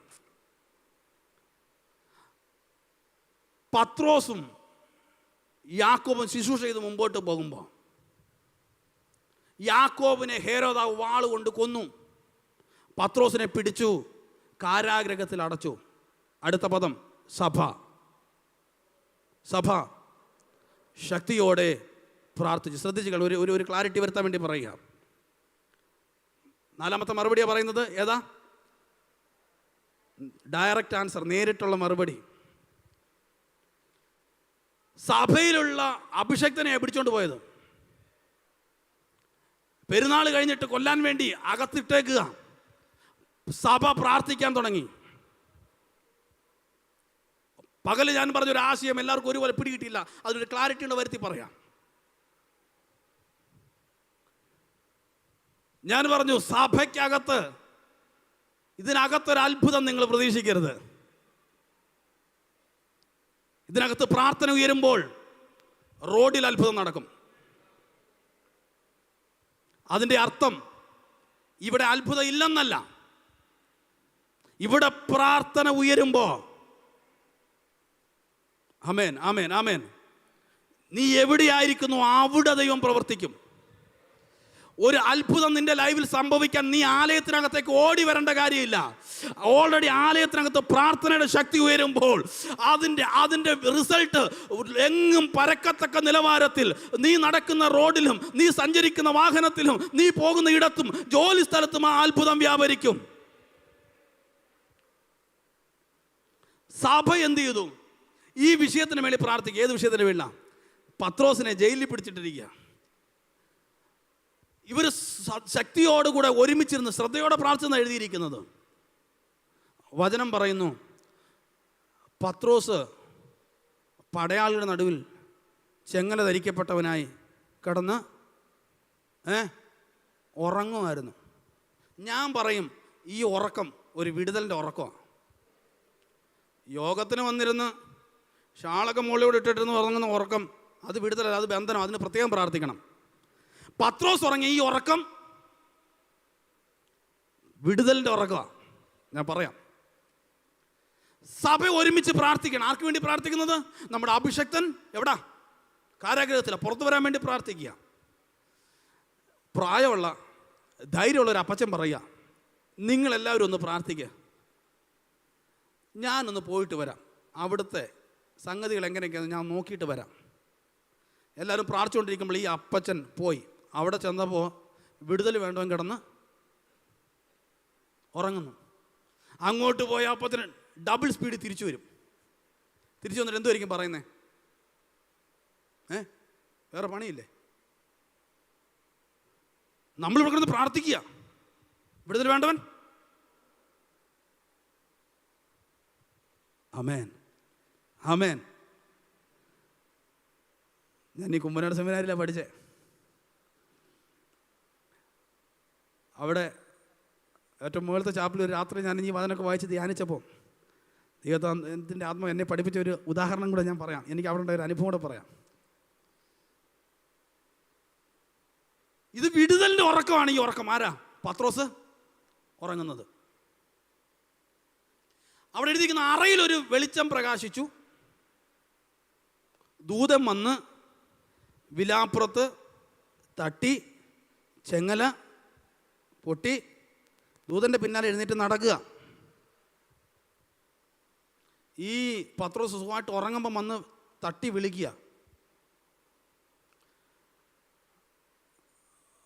പത്രോസ് രാത്രി ഉറക്കം വരാതെ, ദൈവമേ എൻ്റെ ശുശ്രൂഷ തീർന്നിട്ടില്ല, നീ എന്നോട് പറഞ്ഞ ദൂത് ഇതല്ല, വാർദ്ധക്യത്തിൽ എൻ്റെ അരകെട്ടി വലിച്ചുകൊണ്ട് പോകുമെന്നാ, ഇനി എൻ്റെ മുമ്പ് ശുശ്രൂഷയുണ്ട്. ഇതൊക്കെ ഓർത്ത് ഉറക്കം വരാതെ ഇരുട്ടത്ത് കണ്ണും തുറന്ന് കിടക്കുക. പെട്ടെന്ന് വെളിച്ചം പ്രകാശിക്കുന്നു, ഒരാൾ മുമ്പിൽ നിൽക്കുന്നു. എന്തോ സംഭവിക്കും പറഞ്ഞു. രാത്രി ഒരു 2 മണി നമ്മൾ ഉറക്കം വരാതെ ഇരുട്ടത്ത് കിടക്കുക. പെട്ടെന്ന് ലൈറ്റ് ഓണായി, ഒരാൾ നമ്മുടെ മുമ്പിൽ നിൽക്കുന്നു. എന്തോ സംഭവിക്കും? നാട്ടുകാർ മൊത്തം അറിയും നമ്മൾ ഉറങ്ങിയിട്ടില്ലെന്ന്. ഇവിടെ പത്രോസ് ഉണർന്നു കിടക്കുമ്പോൾ ദൂതൻ പ്രത്യക്ഷപ്പെടുന്ന ലൈറ്റ് പെട്ടെന്ന് വരുന്നെങ്കിൽ പത്രോസ് ബഹളം വയ്ക്കും, വിടുതൽ നടക്കത്തില്ല. അതുകൊണ്ടാണ് ഞാൻ പറഞ്ഞത്. പക്ഷേ ദൈവാത്മാവ് എന്നെ പഠിപ്പിച്ച പാഠം പറഞ്ഞ എന്താ അറിയാമോ? ഒരു മനുഷ്യന് വേണ്ടി പ്രാർത്ഥിക്കുകയും മാറി നിന്ന് അവനെ കുറ്റം പറയുകയും ചെയ്യരുത്. ഞാൻ ഇനി എൻ്റെ കുമ്പനാട് സെമിനാറിലുള്ള അനുഭവം പറയാം. ഹെബ്രോൻ ക്യാമ്പസിലാണ് ഞാൻ പഠിച്ചത്. അവിടെ ആഹാരം ഓതറ ക്യാമ്പസിൽ നിന്നാണ് വരുന്നത്. രാവിലെ 7:15 ബ്രേക്ക്ഫാസ്റ്റ്, ഉച്ചയ്ക്ക് 1 മണിക്ക് ലഞ്ച്, വൈകിട്ട് 7:15 ഡിന്നർ. അങ്ങനെ സമയം വണ്ടി വരും. അപ്പം ഡ്യൂട്ടിക്ക് ആളുണ്ട്. അവർ പോയി ഭക്ഷണം എടുത്തുകൊണ്ട് വരിക, സ്വോത്രം പറയുക, എല്ലാവർക്കും വിളമ്പി കൊടുക്കുക, കഴിക്കുക, പാത്രം കഴുകി തിരിച്ച് വിടുക. അപ്പോൾ രാവിലത്തെ പരിപാടി നോക്കറിയാം. 5 മണിയാകുമ്പോൾ ബെല്ലടിക്കും. ഓടി വന്ന് താഴത്തെ ചാപ്പൽ വന്നിട്ട് നിന്ന് ഇരിക്കാൻ സമ്മതിക്കത്തില്ല. ഇരുന്ന് ഉറങ്ങിപ്പോകും. നിന്ന് പ്രാർത്ഥിക്കണം. പ്രാർത്ഥിച്ചാൽ പിന്നെ പെട്ടെന്ന് ഡ്യൂട്ടിയാണ്.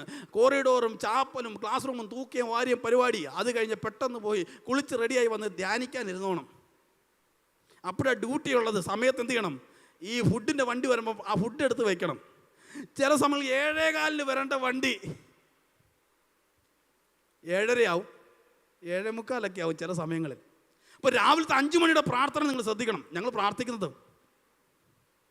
ഡയറക്ടറെ, പ്രസിഡൻറ്റിനെ, TS അപ്പച്ചനെ, അമ്മച്ചിയെ എല്ലാവരെയും അനുഗ്രഹിച്ച് 5 മണിക്ക് ഞങ്ങൾ പ്രാർത്ഥിച്ച് അവരെ 3-ാം സ്വർഗത്തിൽ വരെ കയറ്റും.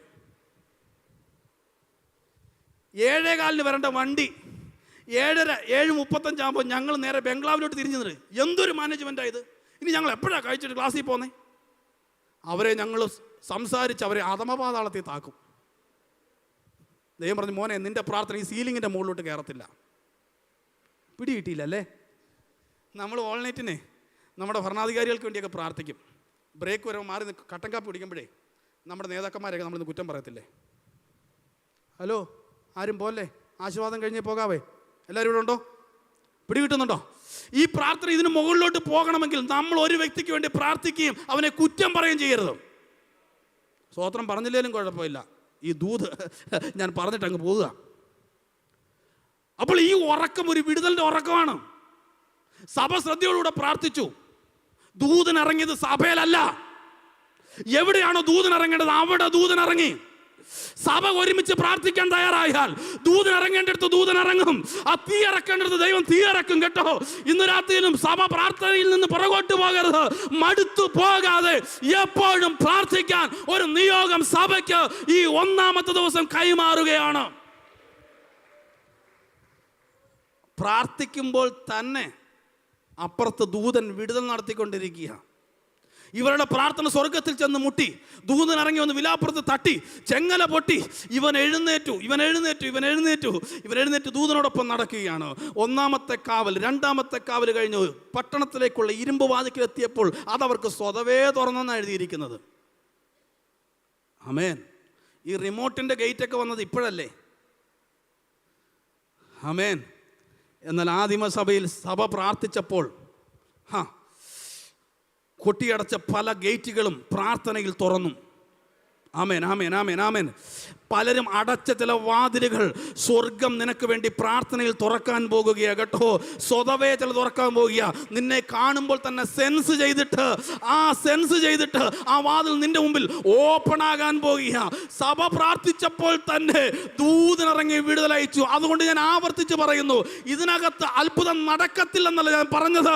ആലയത്തിനകത്തൊരു അത്ഭുതം പ്രതീക്ഷിച്ചുകൊണ്ടിരിക്കരുത്. ഇവിടെ പ്രാർത്ഥന ശക്തമായി ഉയരുമ്പോൾ ദൂതനിറങ്ങേണ്ടടുത്ത് ദൂതനിറങ്ങും. റോഡിൽ അത്ഭുതങ്ങൾ നടക്കും. രോഗികൾ സൗഖ്യമാകും. അവർ ആരാധിക്കാൻ ആലയത്തിലേക്ക് ഓടിക്കയറും. ഒരു നിമിഷം ഒന്ന് എഴുന്നേറ്റ് നിൽക്കാമോ? നമുക്ക് ഒരുമിച്ച് ഒന്ന് പ്രാർത്ഥിക്കാം. ഈ ദൂതിന് മുമ്പിൽ ഒന്ന് സമർപ്പിക്കാമോ? ഒന്ന് ഏൽപ്പിച്ചു കൊടുക്കാമോ? മറന്നു പോകരുത്. ഈ നിന്റെ പ്രാർത്ഥനകൾ പലതും തമ്പുരാൻ തള്ളിക്കളഞ്ഞെങ്കിൽ അതിന് നന്ദി പറയാൻ തയ്യാറാകട്ടെ. നമ്മുടെ അബദ്ധജടിലമായ പ്രാർത്ഥനകൾ, അവിവേകത്തിൻ്റെ പ്രാർത്ഥനകൾ, സാഹചര്യം മാറാനുള്ള പ്രാർത്ഥനകൾ മാറ്റിയിട്ട് നിയോഗത്തിൻ്റെ പ്രാർത്ഥനയിലേക്ക് നമുക്കൊന്ന് വരാമോ?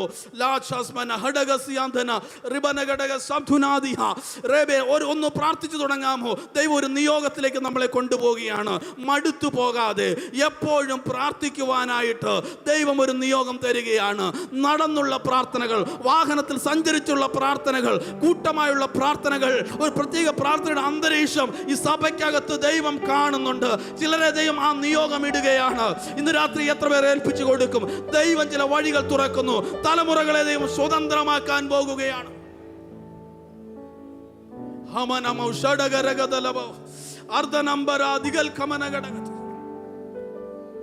വഴിയെല്ലാം അടഞ്ഞു പോയെന്ന് ചിന്തിക്കുന്നെങ്കിൽ, ഇനി മുൻപോട്ട് പോകാൻ കഴിയുകയില്ലെന്ന് നിനക്ക് തോന്നുന്നെങ്കിൽ, വായികളെ തുറന്ന് അന്യഭാഷയിൽ അല്പസമയം ദൈവത്തെ ഒന്ന് സ്തുതിക്കാൻ കഴിയുമോ? ഇവിടെ വ്യാപരിക്കുന്ന ദൈവസാന്നിധ്യത്തോടൊന്ന് പ്രതികരിക്കാമോ? ഒന്ന് കണക്റ്റായേ, ആത്മാവുമായിട്ടൊന്ന് കണക്റ്റായേ. ഉപവാസ പ്രാർത്ഥന ഒന്നാമത്തെ രാത്രിയിൽ ആത്മാവ് ചിലത് ചെയ്യുകയാണ് ഇതിനകത്ത്.